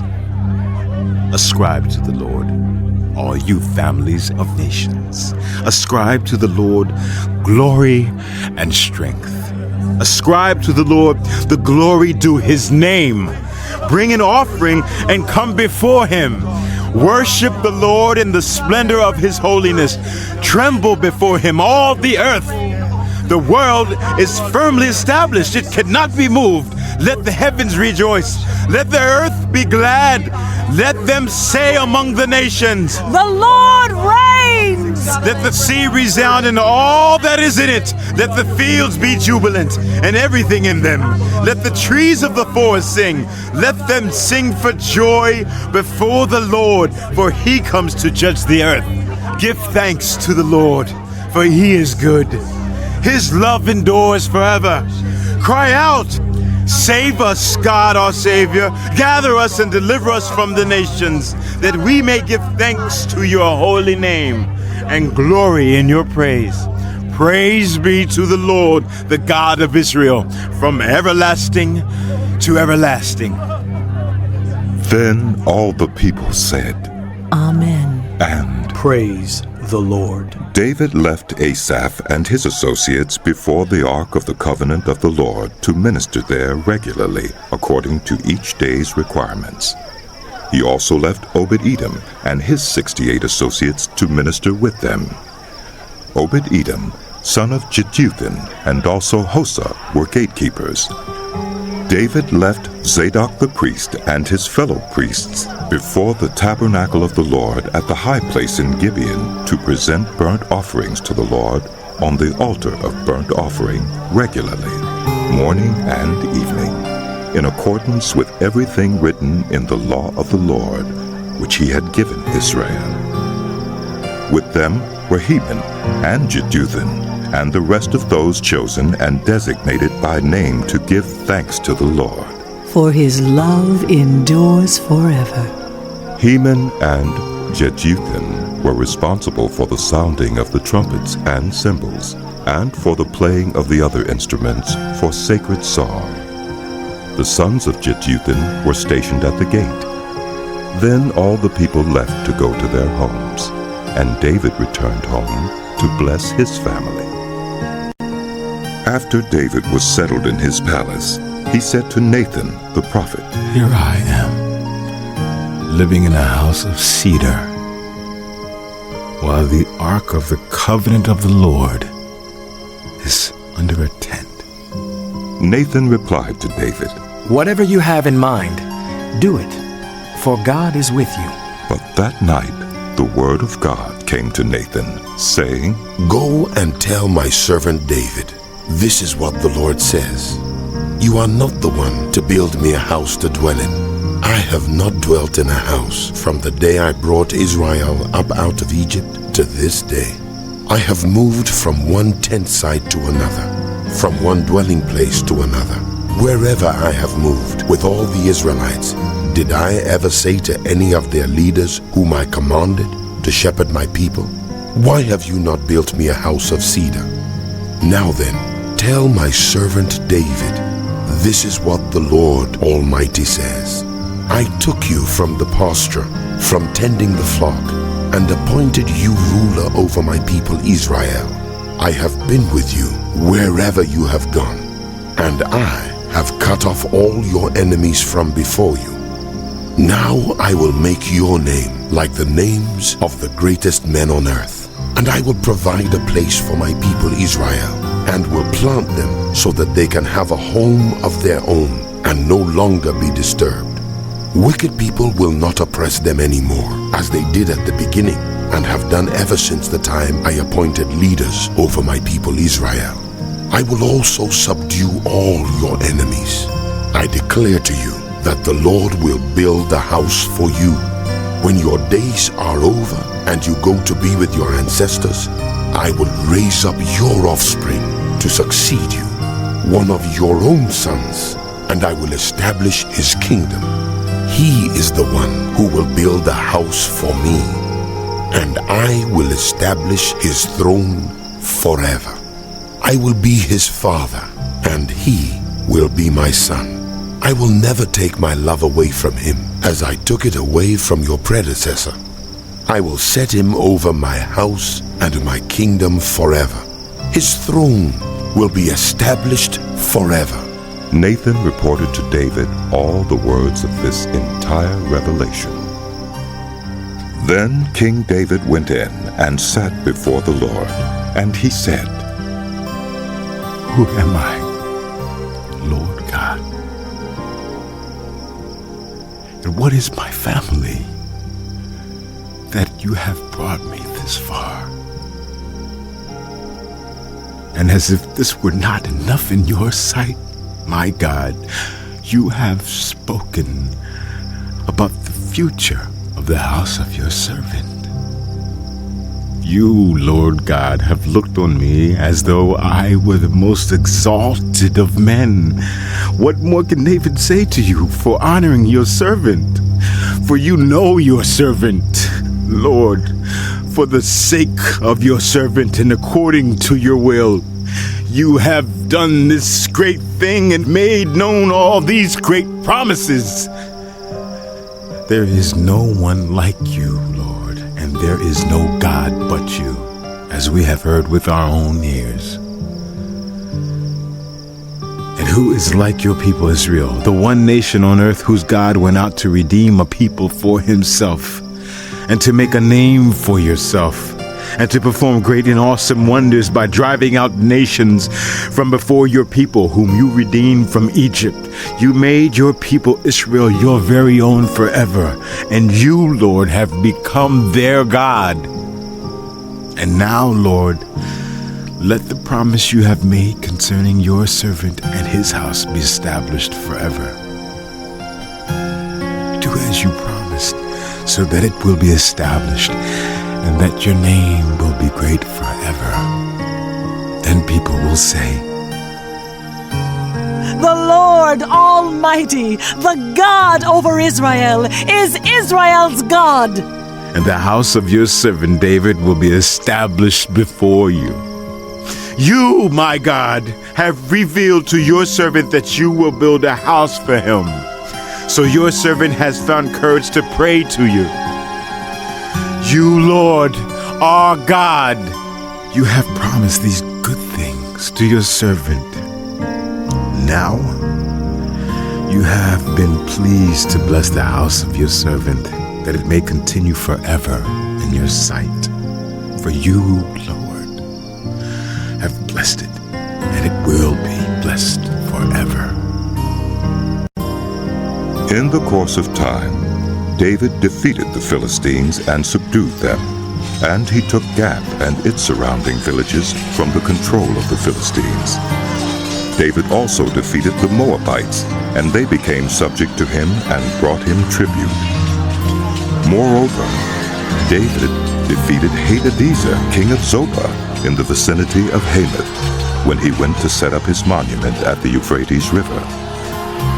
David captured 1,000 of his chariots, 7,000 charioteers, and 20,000 foot soldiers.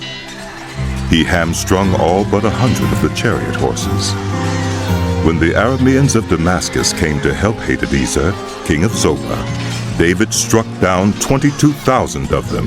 He put garrisons in the Aramean kingdom of Damascus, and the Arameans became subject to him and brought him tribute.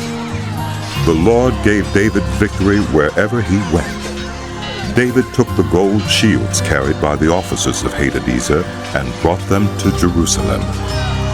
From Teba and Kun, towns that belonged to Hadadezer, David took a great quantity of bronze, which Solomon used to make the bronze sea, the pillars, and various bronze articles. When Tu, king of Hamath, heard that David had defeated the entire army of Hadadezer, king of Zobah, he sent his son Hadoram to King David to greet him and congratulate him on his victory in battle over Hadadezer, who had been at war with Tu. Hadoram brought all kinds of articles of gold, of silver, and of bronze. King David dedicated these articles to the Lord, as he had done with the silver and gold he had taken from all these nations, Edom and Moab, the Ammonites and the Philistines, and Amalek. Abishai, son of Zeruiah, struck down 18,000 Edomites in the Valley of Salt.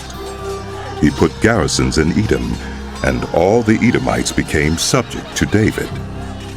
The Lord gave David victory wherever he went.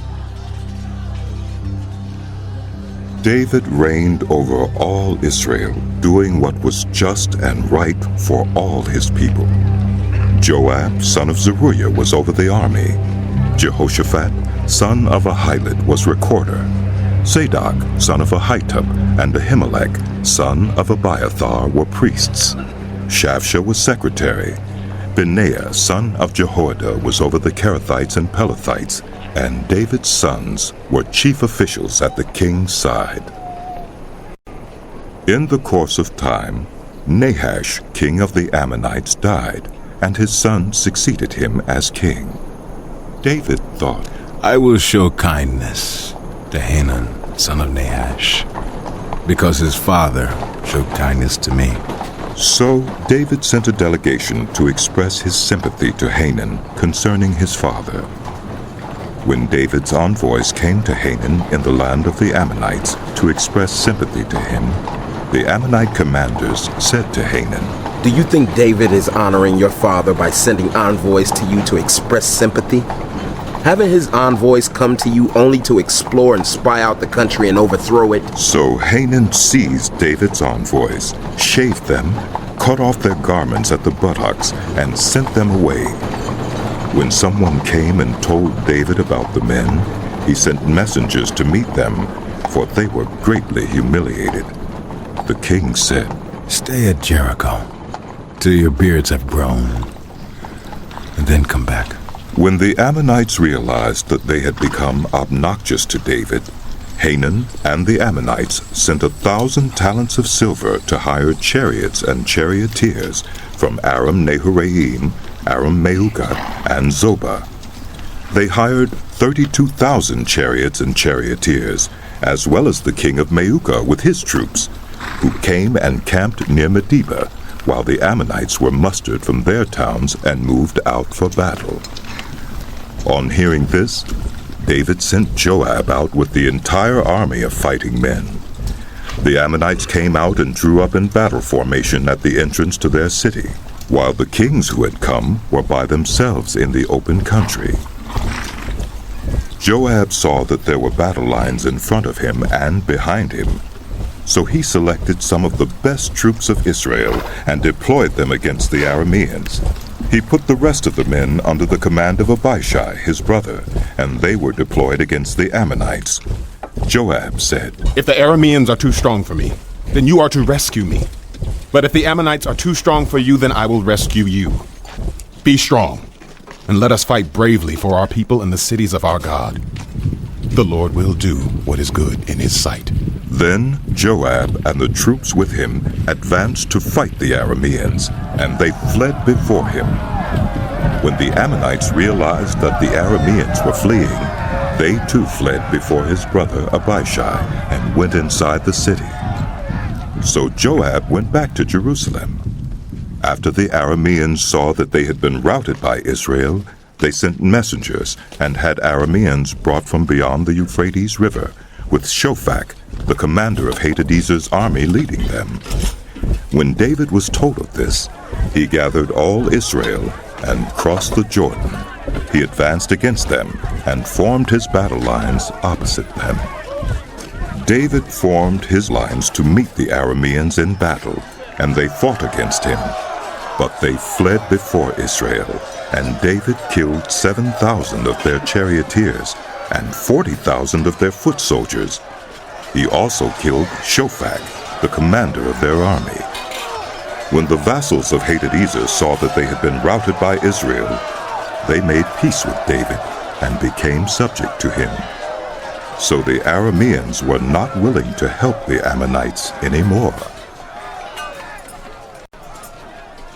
In the spring, at the time when kings go off to war, Joab led out the armed forces.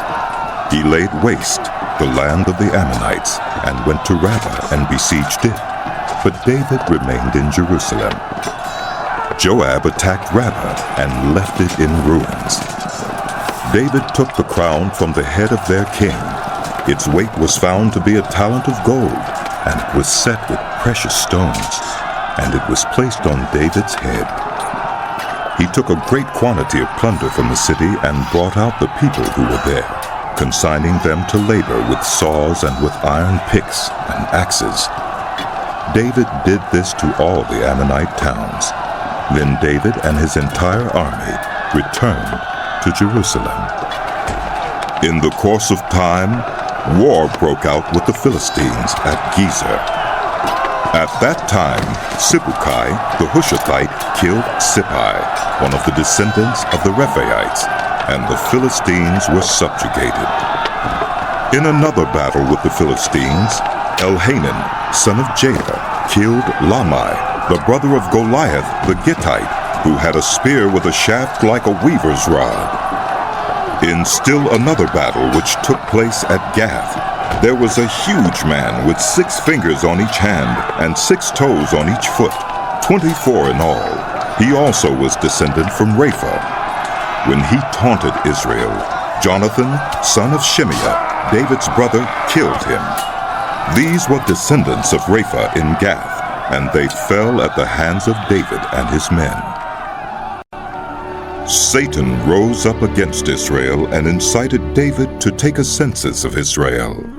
So David said to Joab and the commanders of the troops, "Go and count the Israelites from Beersheba to Dan. Then report back to me, so that I may know how many there are." But Joab replied, "May the Lord multiply his troops 100 times over. My lord the king, are they not all my lord's subjects? Why does my lord want to do this? Why should he bring guilt on Israel?" The king's word, however, overruled Joab. So Joab left and went throughout Israel and then came back to Jerusalem. Joab reported the number of the fighting men to David. In all Israel there were 1,100,000 men who could handle a sword, including 470,000 in Judah. But Joab did not include Levi and Benjamin in the numbering, because the king's command was repulsive to him. This command was also evil in the sight of God, so he punished Israel. Then David said to God, "I have sinned greatly by doing this. Now I beg you, take away the guilt of your servant. I have done a very foolish thing." The Lord said to Gad, David's seer, "Go and tell David, this is what the Lord says. I am giving you 3 options. Choose one of them for me to carry out against you." So Gad went to David and said to him, "This is what the Lord says. Take your choice. 3 years of famine, 3 months of being swept away before your enemies with their swords overtaking you, or 3 days of the sword of the Lord, days of plague in the land with the angel of the Lord ravaging every part of Israel. Now then, decide how I should answer the one who sent me." David said to Gad, I am in deep distress. Let me fall into the hands of the Lord, for his mercy is very great. But do not let me fall into human hands. So the Lord sent a plague on Israel, and 70,000 men of Israel fell dead. And God sent an angel to destroy Jerusalem. But as the angel was doing so, the Lord saw it, and relented concerning the disaster, and said to the angel who was destroying the people, Enough. Withdraw your hand. The angel of the Lord was then standing at the threshing floor of Araunah the Jebusite. David looked up and saw the angel of the Lord standing between heaven and earth, with a drawn sword in his hand extended over Jerusalem. Then David and the elders, clothed in sackcloth, fell face down. David said to God, Was it not I who ordered the fighting men to be counted? I, the shepherd, have sinned and done wrong. These are but sheep. What have they done? Lord, my God, let your hand fall on me and my family. But do not let this plague remain on your people. Then the angel of the Lord ordered Gad to tell David to go up and build an altar to the Lord on the threshing floor of Araunah the Jebusite. So David went up in obedience to the word that Gad had spoken in the name of the Lord. While Araunah was threshing wheat, he turned and saw the angel. His 4 sons who were with him hid themselves. Then David approached, and when Araunah looked and saw him, he left the threshing floor and bowed down before David, with his face to the ground. David said to him, Let me have the sight of your threshing floor, so that I can build an altar to the Lord, that the plague on the people may be stopped. Sell it to me at the full price. Araunah said to David, Take it. Let my lord the king do whatever pleases him. Look, I will give the oxen for the burnt offerings, the threshing sledges for the wood, and the wheat for the grain offering.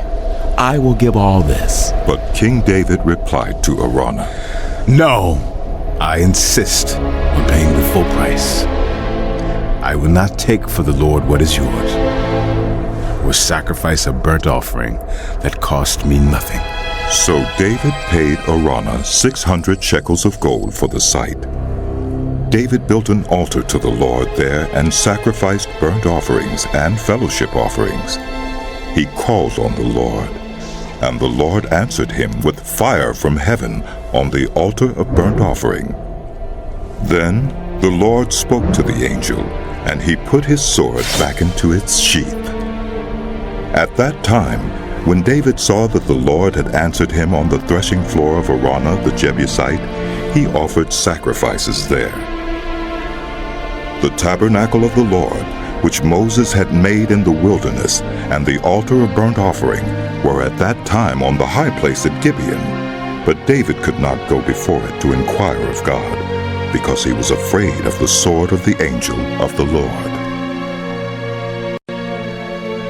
Then David said, The house of the Lord God is to be here, and also the altar of burnt offering for Israel. So David gave orders to assemble the foreigners residing in Israel, and from among them he appointed stone cutters to prepare dressed stone for building the house of God. He provided a large amount of iron to make nails for the doors of the gateways and for the fittings, and more bronze than could be weighed. He also provided more cedar logs than could be counted, for the Sidonians and Tyrians had brought large numbers of them to David. David said, My son Solomon is young and inexperienced, and the house to be built for the Lord should be of great magnificence and fame and splendor in the sight of all the nations. Therefore I will make preparations for it. So David made extensive preparations before his death. Then he called for his son Solomon and charged him to build a house for the Lord, the God of Israel. David said to Solomon, My son, I had it in my heart to build a house for the name of the Lord my God. But this word of the Lord came to me. You have shed much blood and have fought many wars. You are not to build a house for my name, because you have shed much blood on the earth in my sight. But you will have a son who will be a man of peace and rest, and I will give him rest from all his enemies on every side. His name will be Solomon, and I will grant Israel peace and quiet during his reign. He is the one who will build a house for my name. He will be my son, and I will be his father, and I will establish the throne of his kingdom over Israel forever. Now, my son, the Lord be with you.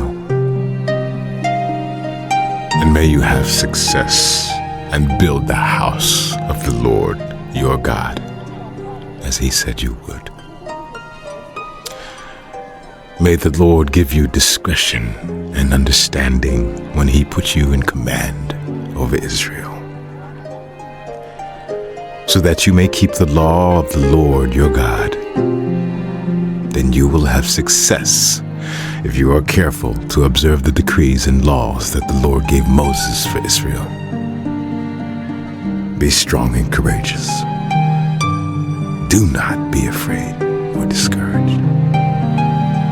I have taken great pains to provide for the temple of the Lord.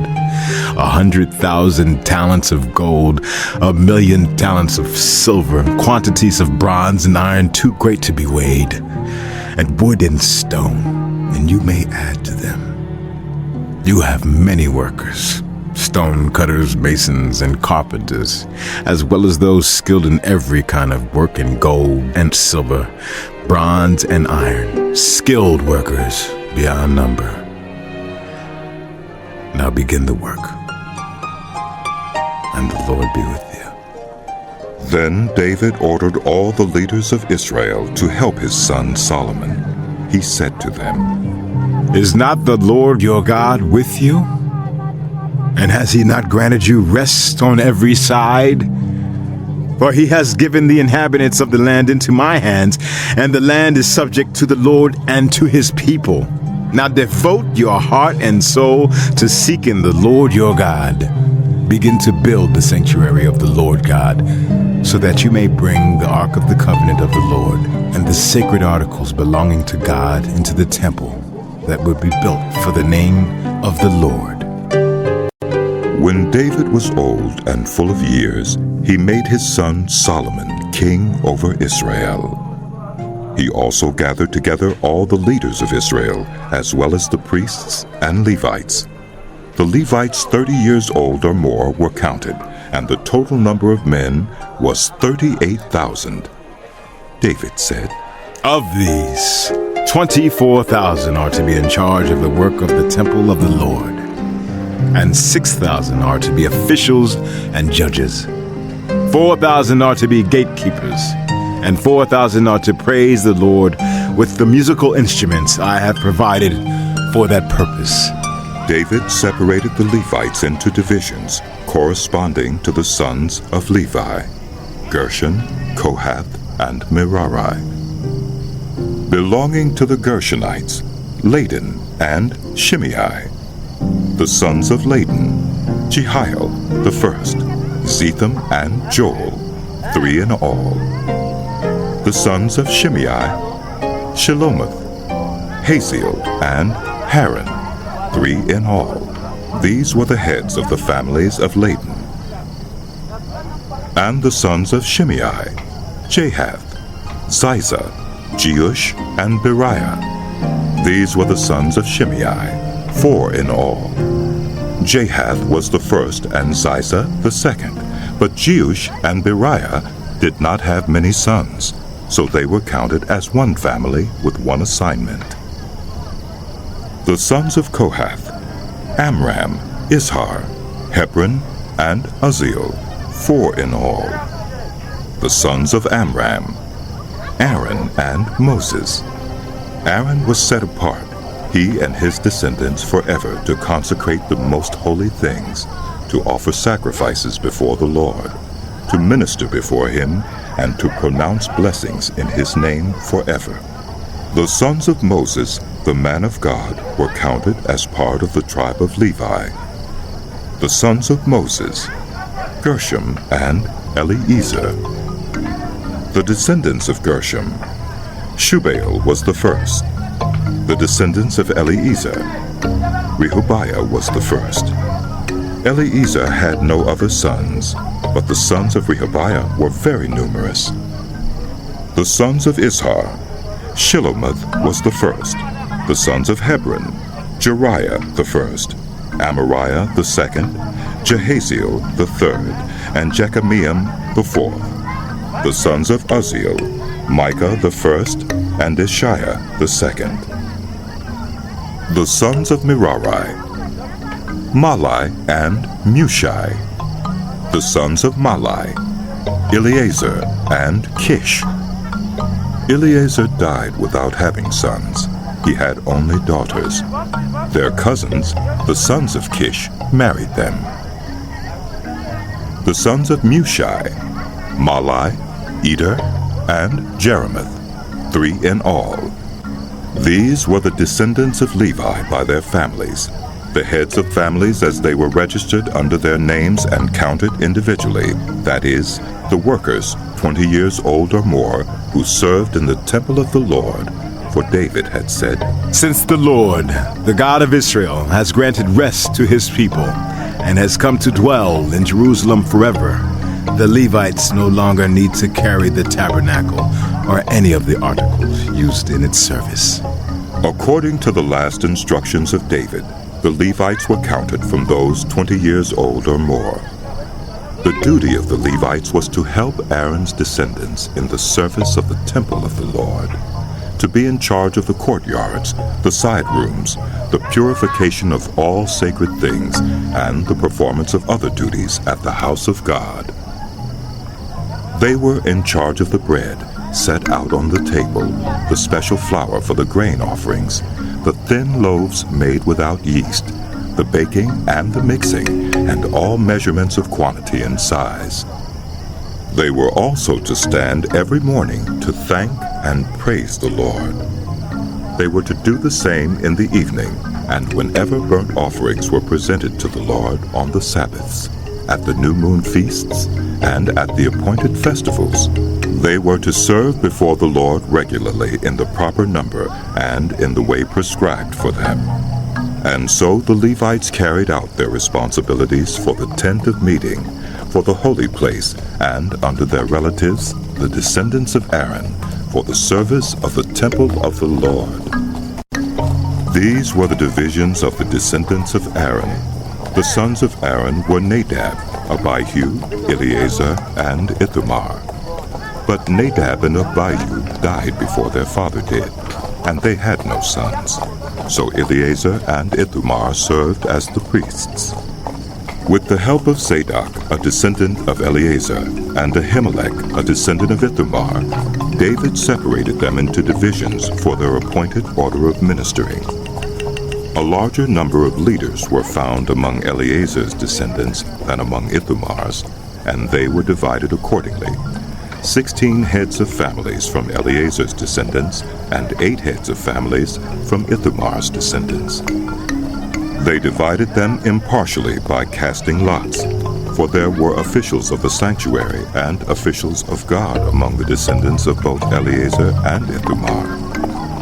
The scribe Shemaiah, son of Nethanel, a Levite, recorded their names in the presence of the king and of the officials. Zadok the priest, Ahimelech, son of Abiathar, and the heads of families of the priests and of the Levites, one family being taken from Eleazar, and then one from Ithamar.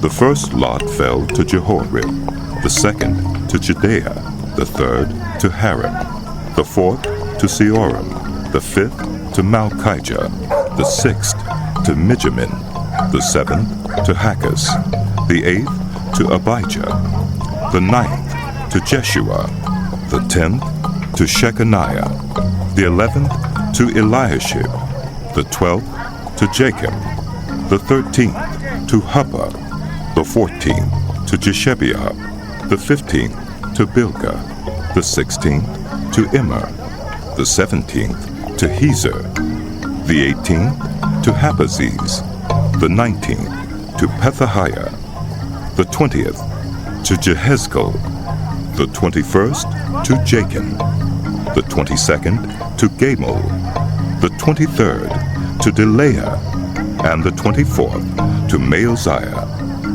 This was their appointed order of ministering when they entered the temple of the Lord, according to the regulations prescribed for them by their ancestor Aaron, as the Lord, the God of Israel, had commanded him. As for the rest of the descendants of Levi, from the sons of Amram, Shubael, from the sons of Shubael, Jedaiah. As for Rehabiah, from his sons, Ishiah was the first. From the Israelites, Shelomith, from the sons of Shelomith, Jahath. The sons of Hebron, Jeriah the first, Amariah the second, Jehaziel the third, and Jekameam the fourth. The son of Uzziel, Micah, from the sons of Micah, Shemer. The brother of Micah, Ishiah, from the sons of Ishiah, Zechariah. The sons of Merari, Malai and Mushai. The son of Jeuziah, Beno. The sons of Merari, from Jeuziah, Beno, Shoham, Zachar, and Ibri. From Malai, Eleazar, who had no sons. From Kish, the son of Kish, Jeremiel. And the sons of Mushai, Malai, Eder, and Jerimoth. These were the Levites according to their families. They also cast lots, just as their relatives, the descendants of Aaron, did, in the presence of King David and of Zadok, Ahimelech, and the heads of families of the priests and of the Levites. The families of the oldest brother were treated the same as those of the youngest. David, together with the commanders of the army, set apart some of the sons of Asaph, Heman and Jeduthun, for the ministry of prophesying, accompanied by harps, lyres, and cymbals. Here is the list of the men who performed this service. From the sons of Asaph, Zachar, Joseph, Nethaniah, and Asarelah. The sons of Asaph were under the supervision of Asaph, who prophesied under the king's supervision. As for Jeduthun, from his sons, Gedaliah, Zeri, Jeshiah, Shimei, Hashabiah, and Mattathiah, 6 in all under the supervision of their father Jeduthun, who prophesied using the harp in thanking and praising the Lord. As for Heman, from his sons, Ukiah, Mattaniah, Uzziel, Shubael, and Jerimoth, Hananiah, Hunani, Eliathah, Gedaltai, and Romamti-Ezer, Joshbekashah, Malathi, Hothar, and Mahazioth. All these were sons of Heman, the king's seer. They were given him through the promises of God to exalt him. God gave Heman 14 sons and 3 daughters. All these men were under the supervision of their father for the music of the temple of the Lord, with cymbals, lyres, and harps, for the ministry at the house of God. Asaph, Jeduthun, and Heman were under the supervision of the king, along with their relatives, all of them trained and skilled in music for the Lord. They numbered 288. Young and old alike, teacher as well as student, cast lots for their duties. The first lot, which was for Asaph, fell to Joseph, his sons and relatives, 12. The second to Gedaliah, him and his relatives and sons, 12. The third to Zachar, his sons and relatives, 12. The fourth to Israel, his sons and relatives, 12. The fifth to Netaniah, his sons and relatives, 12. The sixth to Bukiah, his sons and relatives, 12. The seventh to Jesarela, his sons and relatives, 12. The eighth to Jeshiah, his sons and relatives, 12. The ninth to Mattaniah, his sons and relatives, 12. The 10th to Shimei, his sons and relatives, 12. The 11th to Azarel, his sons and relatives, 12. The 12th to Hashabiah, his sons and relatives, 12. The 13th to Shubael, his sons and relatives, 12. The 14th to Mattathiah, his sons and relatives, 12. The 15th to Jeremoth, his sons and relatives, 12. The 16th to Hananiah, his sons and relatives, 12. The 17th to Jokbekasha, his sons and relatives, 12. The 18th to Hunani, his sons and relatives, 12. The 19th to Malathi, his sons and relatives, 12. The 20th to Eliathah, his sons and relatives, 12. The 21st to Hothar, his sons and relatives, 12. The 22nd to Giddalti, his sons and relatives, 12. The 23rd to Mahazioth, his sons and relatives, 12. The 24th to Romamti-Ezer, his sons and relatives, 12. The divisions of the gatekeepers. From the Korahites, Meshelemiah, son of Kori, one of the sons of Asaph. Meshelemiah had sons, Zechariah the firstborn, Jediael the second, Zebediah the third, Jathniel the fourth, Elam the fifth, Jehohanan the sixth, and Elioenai the seventh. Obed-Edom also had sons, Shemaiah the firstborn, Jehozabad the second, Joah the third, Saker the fourth, Nethanel the fifth, Amiel the sixth, Issachar the seventh, and Peulathai the eighth, for God had blessed Obed-Edom. Obed-Edom's son Shemaiah also had sons who were leaders in their father's family, because they were very capable men. The sons of Shemaiah: Othni, Rephael, Obed, and Elzabad. His relatives Elihu and Simukiah were also able men. All these were descendants of Obed-Edom. They and their sons and their relatives were capable men with the strength to do the work. Descendants of Obed-Edom, 62 in all. Meshelemiah had sons and relatives who were able men, 18 in all. Hosa the Merarite had sons. Shimri the first, although he was not the firstborn, his father had appointed him the first. Hilkiah the second, Tabaliah the third, and Zechariah the fourth. The sons and relatives of Hosa were 13 in all. These divisions of the gatekeepers, through their leaders, had duties for ministering in the temple of the Lord, just as their relatives had. Lots were cast for each gate, according to their families, young and old alike. The lot for the east gate fell to Shelemiah. Then lots were cast for his son Zechariah, a wise counselor, and the lot for the north gate fell to him. The lot for the south gate fell to Obed-Edom, and the lot for the storehouse fell to his sons. The lots for the west gate and the Shallokith gate on the upper road fell to Shuppim and Hosa. Guard was alongside of guard. There were 6 Levites a day on the east, 4 a day on the north, 4 a day on the south, and 2 at a time at the storehouse. As for the court to the west, there were 4 at the road and 2 at the court itself. These were the divisions of the gatekeepers who were descendants of Korah and Merari. Their fellow Levites were in charge of the treasuries of the house of God and the treasuries for the dedicated things. The descendants of Laden, who were Gershonites through Laden and who were heads of families belonging to Laden the Gershonite, were Jehieli. The sons of Jehieli, Zetham and his brother Joel. They were in charge of the treasuries of the temple of the Lord.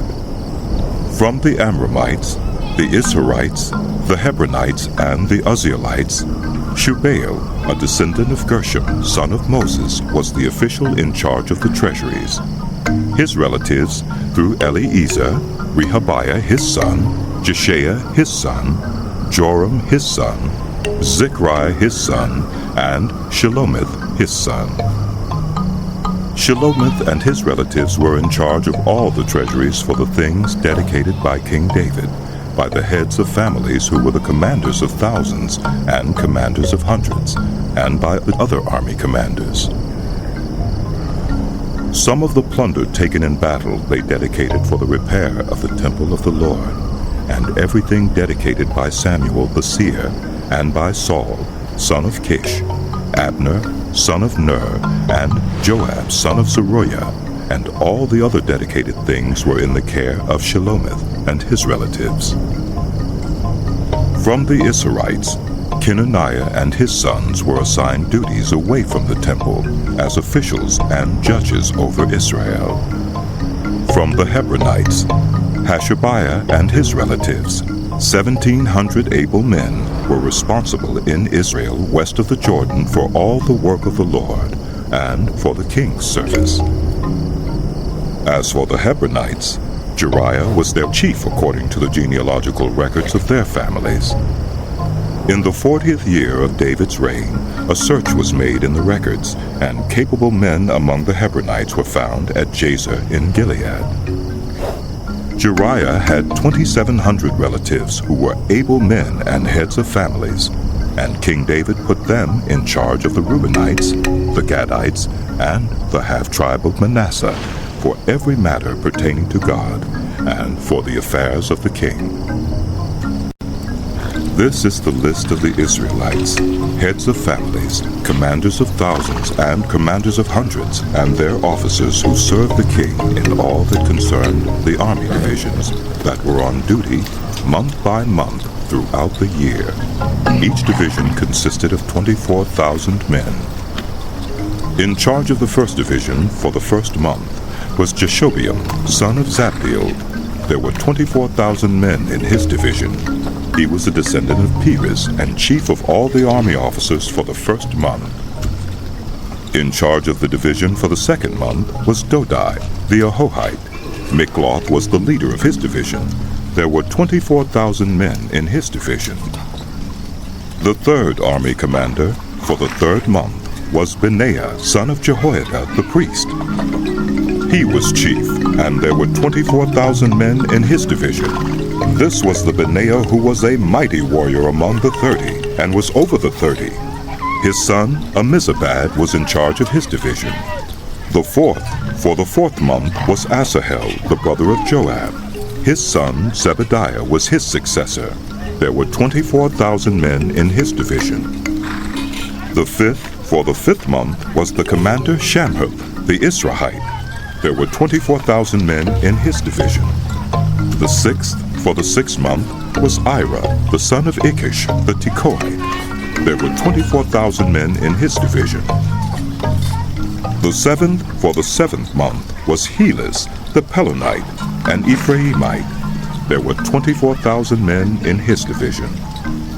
The eighth, for the eighth month, was Sibukai, the Hushathite, a Zerahite. There were 24,000 men in his division. The ninth, for the ninth month, was Abiezer, the Anathothite, a Benjamite. There were 24,000 men in his division. The 10th, for the 10th month, was Maharai, the Netophathite, a Zerahite. there were 24,000 men in his division.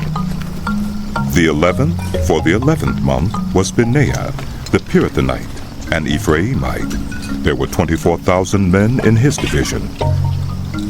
The 12th, for the 12th month, was Heldai, the Netophathite, from the family of Othniel. There were 24,000 men in his division. The leaders of the tribes of Israel. Over the Reubenites, Eliezer, son of Zichri. Over the Simeonites, Shephatiah, son of Maacah. Over Levi, Hashabiah, son of Kemuel. Over Aaron, Zadok. Over Judah, Elihu, a brother of David. Over Issachar, Omri, son of Michael. Over Zebulun, Ishmael, son of Obadiah. Over Naphtali, Jeremoth, son of Azriel. Over the Ephraimites, Hoshea, son of Azaziah. Over half the tribe of Manasseh, Joel, son of Pedaiah. Over the half-tribe of Manasseh in Gilead, Iddo, son of Zechariah. Over Benjamin, Jaasiel, son of Abner. Over Dan, Azarel, son of Jeroham. These were the leaders of the tribes of Israel. David did not take the number of the men 20 years old or less, because the Lord had promised to make Israel as numerous as the stars in the sky. Joab, son of Zeruiah, began to count the men, but did not finish. God's wrath came on Israel on account of this numbering, and the number was not entered in the book of the annals of King David. Asmaveth, son of Adiel, was in charge of the royal storehouses. Jonathan, son of Uzziah, was in charge of the storehouses in the outlying districts, in the towns, the villages, and the watchtowers. Ezrai, son of Caleb, was in charge of the workers who farmed the land. Shimei, the Ramathite, was in charge of the vineyards. Zabdi, the Shifmite, was in charge of the produce of the vineyards for the wine vats. Baal-Hanan, the Gederite, was in charge of the olive and sycamore fig trees in the western foothills. Joash was in charge of the supplies of olive oil. Shitrai, the Sharonite, was in charge of the herds grazing in Sharon. Shaphat, son of Adlai, was in charge of the herds in the valleys. Obal the Ishmaelite was in charge of the camels. Jehdeiah, the Meronothite, was in charge of the donkeys. Jasus, the Hagrite, was in charge of the flocks. All these were the officials in charge of King David's property. Jonathan, David's uncle, was a counselor, a man of insight and a scribe. Jehiel, son of Hachmoni, took care of the king's sons. Ahithophel was the king's counselor. Hushai the Archite was the king's confidant. Ahithophel was succeeded by Jehoiada, son of Benaiah, and by Abiathar. Joab was the commander of the royal army. David summoned all the officials of Israel to assemble at Jerusalem. The officers over the tribes, the commanders of the divisions in the service of the king, the commanders of thousands and commanders of hundreds, and the officials in charge of all the property and livestock belonging to the king and his sons, together with the palace officials, the mighty warriors, and all the brave fighting men. King David rose to his feet and said, "Listen to me, my fellow Israelites, my people. I had it in my heart to build a house as a place of rest for the Ark of the Covenant of the Lord, for the footstool of our God, and I made plans to build it. But God said to me, 'You are not to build a house for my name, because you are a warrior and have shed blood.' Yet the Lord, the God of Israel, chose me from my whole family to be king over Israel forever. He chose Judah as leader, and from the house of Judah he chose my family. And from my father's sons he was pleased to make me king over all Israel. Of all my sons, and the Lord has given me many, he has chosen my son Solomon to sit on the throne of the kingdom of the Lord over Israel. He said to me, Solomon, your son, is the one who will build my house and my courts. For I have chosen him to be my son, and I will be his father. I will establish his kingdom forever if he is unswerving in carrying out my commands and laws, as is being done at this time. So now I charge you in the sight of all Israel and of the assembly of the Lord, and in the hearing of all God, be careful to follow all the commands of the Lord your God, that you may possess this good land and pass it on as an inheritance to your descendants forever. And you, my son Solomon, acknowledge the God of your father and serve him with wholehearted devotion and with a willing mind. For the Lord searches every heart and understands every desire and every thought. If you seek him, he will be found by you. But if you forsake him, he will reject you forever. Consider now, for the Lord has chosen you to build a house as the sanctuary. Be strong and do the work. Then David gave his son Solomon the plans for the portico of the temple, its buildings, its storerooms, its upper parts, its inner rooms, and the place of atonement. He gave him the plans of all that the Spirit had put in his mind for the courts of the temple of the Lord, and all the surrounding rooms, for the treasuries of the temple of God, and for the treasuries for the dedicated things. He gave him instructions for the divisions of the priests and Levites, and for all the work of serving in the temple of the Lord, as well as for all the articles to be used in its service. He designated the weight of gold for all the gold articles to be used in various kinds of service, and the weight of silver for all the silver articles to be used in various kinds of service. The weight of gold for the gold lampstands and their lamps, with the weight for each lampstand and its lamps, and the weight of silver for each silver lampstand and its lamps, according to the use of each lampstand. The weight of gold for each table for consecrated bread, the weight of silver for the silver tables, the weight of pure gold for the forks, sprinkling bowls, and pitchers, the weight of gold for each gold dish, the weight of silver for each silver dish, and the weight of the refined gold for the altar of incense. He also gave him the plan for the chariot, that is, the cherubim of gold that spread their wings and overshadowed the ark of the covenant of the Lord. All this, David said, I have in writing, as a result of the Lord's hand on me. And he enabled me to understand all the details of the plan.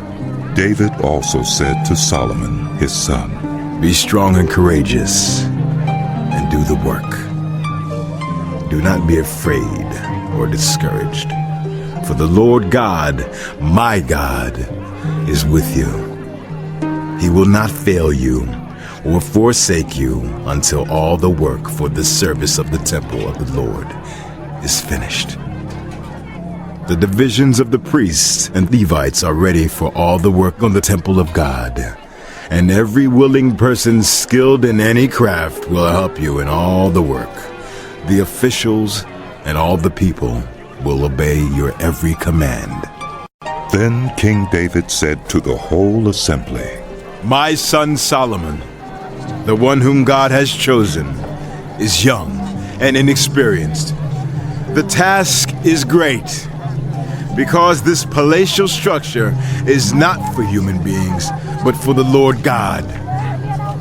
With all my resources I have provided for the temple of my God, gold for the gold work, silver for the silver, bronze for the bronze, iron for the iron, and wood for the wood, as well as onyx for the settings, turquoise, stones of various colors, and all kinds of fine stone and marble, all of these in large quantities. Besides, in my devotion to the temple of my God, I now give my personal treasures of gold and silver for the temple of my God. Over and above everything I have provided for this holy temple, 3,000 talents of gold, gold of Ophir, and 7,000 talents of refined silver for the overlaying of the walls of the buildings, for the gold work and the silver work, and for all the work to be done by the skilled workers. Now, who among you is willing to consecrate yourself to the Lord today? Then the leaders of families, the officers of the tribes of Israel, the commanders of thousands and commanders of hundreds, and the officials in charge of the king's work gave willingly. They gave toward the work on the temple of God 5,000 talents and 10,000 derricks of gold, 10,000 talents of silver, 18,000 talents of bronze, and 100,000 talents of iron. Anyone who had precious stones gave them to the treasury of the temple of the Lord in the custody of Jehiel the Gershonite. The people rejoiced at the willing response of their leaders, for they had given freely and wholeheartedly to the Lord. David the king also rejoiced greatly. David praised the Lord in the presence of the whole assembly, saying, Praise be to you, Lord, the God of our father Israel, from everlasting to everlasting. Yours, Lord, is the greatness and the power and the glory and the majesty and the splendor. For everything in heaven and earth is yours. Yours, Lord, is the kingdom. You are exalted as head over all. Wealth and honor come from you. You are the ruler of all things. In your hands are strength and power to exalt and give strength to all. Now, our God, we give you thanks and praise your glorious name. But who am I, and who are my people, that we should be able to give as generously as this? Everything comes from you, and we have given you only what comes from your hand. We are foreigners and strangers in your sight, as were all our ancestors. Our days on earth are like a shadow without hope. Lord our God, all this abundance that we have provided for building you a temple for your holy name comes from your hand, and all of it belongs to you. I know, my God, that you test the heart and are pleased with integrity. All these things have I given willingly and with honest intent. And now I have seen with joy how willingly your people who are here have given to you. Lord, the God of our fathers Abraham, Isaac, and Israel, keep these desires and thoughts in the hearts of your people forever, and keep their hearts loyal to you. And give my son Solomon the wholehearted devotion to keep your commands, statutes, and decrees, and to do everything to build the palatial structure for which I have provided. Then David said to the whole assembly, Praise the Lord your God! So they all praised the Lord, the God of their fathers. They bowed down, prostrating themselves before the Lord and the king. The next day they made sacrifices to the Lord and presented burnt offerings to him. 1,000 bulls, 1,000 rams, and 1,000 male lambs, together with their drink offerings and other sacrifices in abundance for all Israel. They ate and drank with great joy in the presence of the Lord that day. Then they acknowledged Solomon, son of David, as king a second time, anointing him before the Lord to be ruler, and Zadok to be priest. So Solomon sat on the throne of the Lord as king in place of his father David. He prospered, and all Israel obeyed him. All the officers and mighty warriors, as well as all of King David's sons, pledged their submission to King Solomon. The Lord highly exalted Solomon in the sight of all Israel, and bestowed on him royal splendor such as no king over Israel ever had before. David, son of Jesse, was king over all Israel. He ruled over Israel 40 years, 7 in Hebron and 33 in Jerusalem. He died at a good old age, having enjoyed long life, wealth, and honor. His son Solomon succeeded him as king. As for the events of King David's reign, from beginning to end, they are written in the records of Samuel the seer, the records of Nathan the prophet, and the records of Gad the seer, together with the details of his reign and power, and the circumstances that surrounded him and Israel, and the kingdoms of all the other lands.